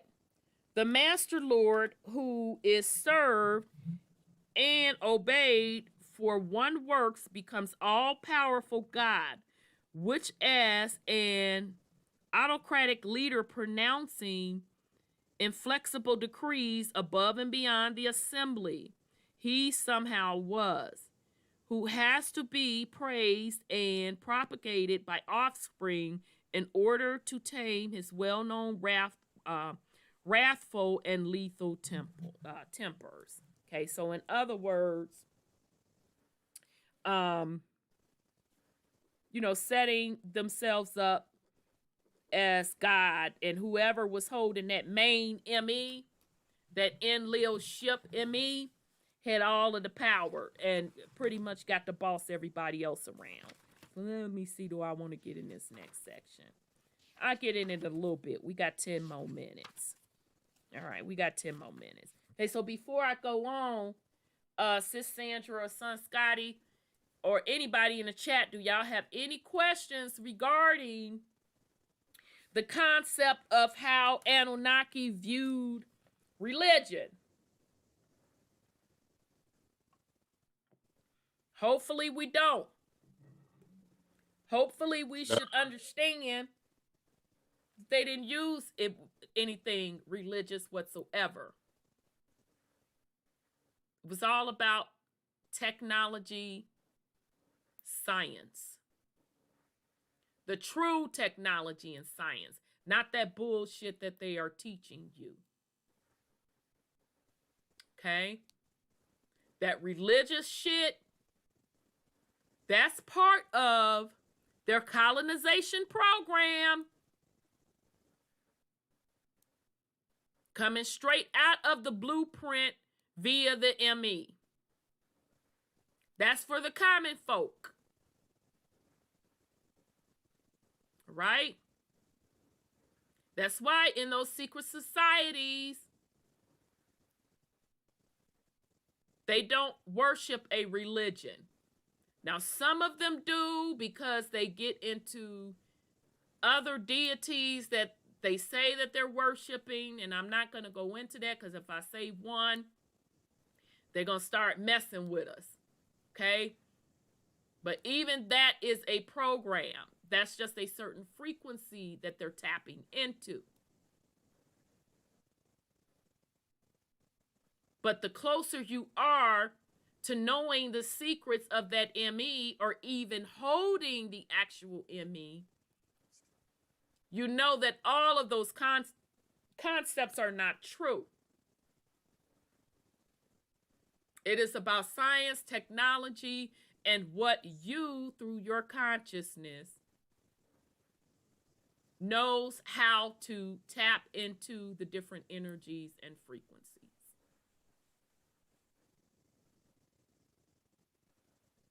To either see what's going on, or to even create. Okay? All right. So it says, I think I'm gonna stop here. We're gonna pick up next week when humans from another world become gods to their creatures. Okay, so we're gonna pick up next week on that. All right. Okay, so with that said, son Scotty, you have any last words for the family?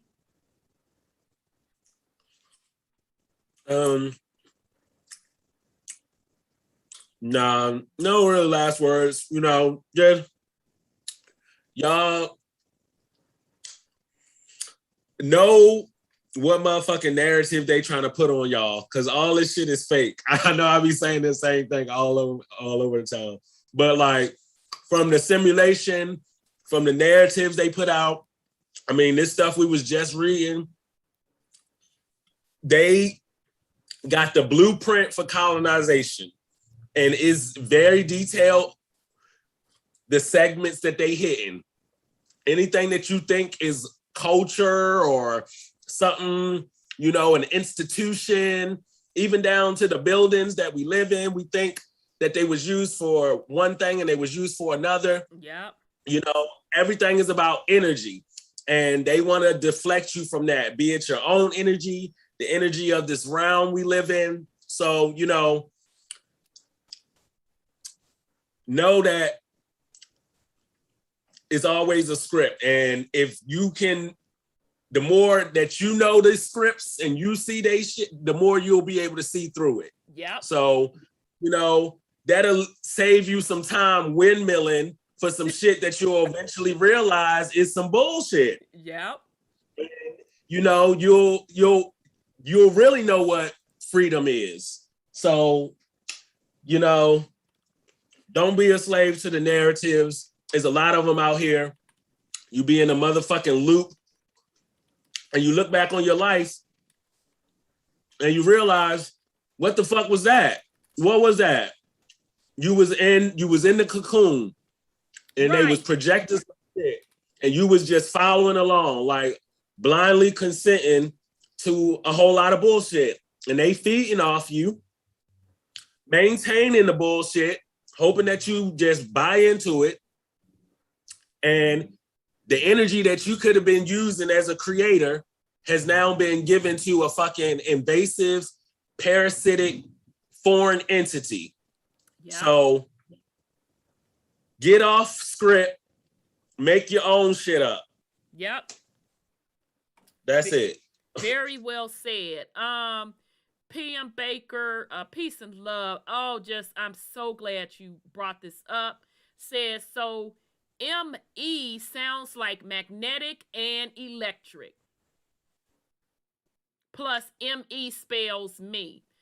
Excellent analogy. I'm agreeing with you all around. I think you hit that out the park. ME is magnetic and electric. Absolutely. I'm straight co-signing that. I think you hit that out the park. Because that's what the true science is magnetism and electric. Okay, so great job. Thank you, PM Baker. Absolutely. Sis Sandra, you have any last words for the family? Well, I just say that their time seems to be up, because the whole system that they set up, new democracy is coming down. They have had many years to do better, but they haven't done it. Right. I know that all these tested gas stuff they're doing, it's another part of their sciences they've been put out here for mankind to suffer with. But this is supposed to be what's the golden age for mankind? So I don't know who says that and why, but I guess we have to go through the heartache before we get to the joy. So I'm looking forward to it, and they hurry up and get themselves off this planet because Right. They've been here too long. Totally agree. Yeah, Totally so agree.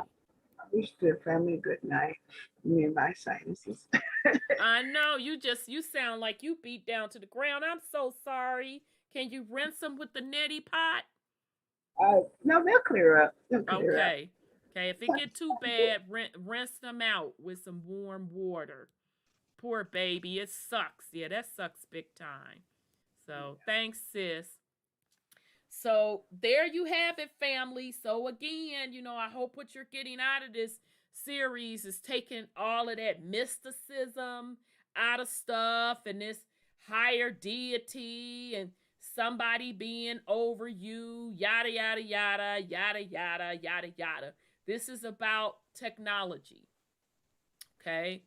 He or she who is controlling the technology via the magnetism, the electromagnetism of the realm is controlling everything. Okay? So when we talk about it's all about going within and being the master of your frequency, literally and figuratively, that's what you have to do. That's exactly what you have to do. Okay, so we will be back. Thank you all so much for being so patient with us tonight, having to restart the show 2 little times, actually 3, because this makes the 3rd time. So we appreciate you all. Thank you to the YouTube chat family. Thank you to my co-host son Scotty and sis Sandra. Thank you to the YouTube family that's watching us live as well. We'll be back next week to pick up where we left off. And thank you, PM Baker. I think you nailed it. You nailed it, Sweet Pea. ME sounds like magnetic and electric. I think you nailed that. So love you all very much, family. We will be back next week. Peace and love, fam.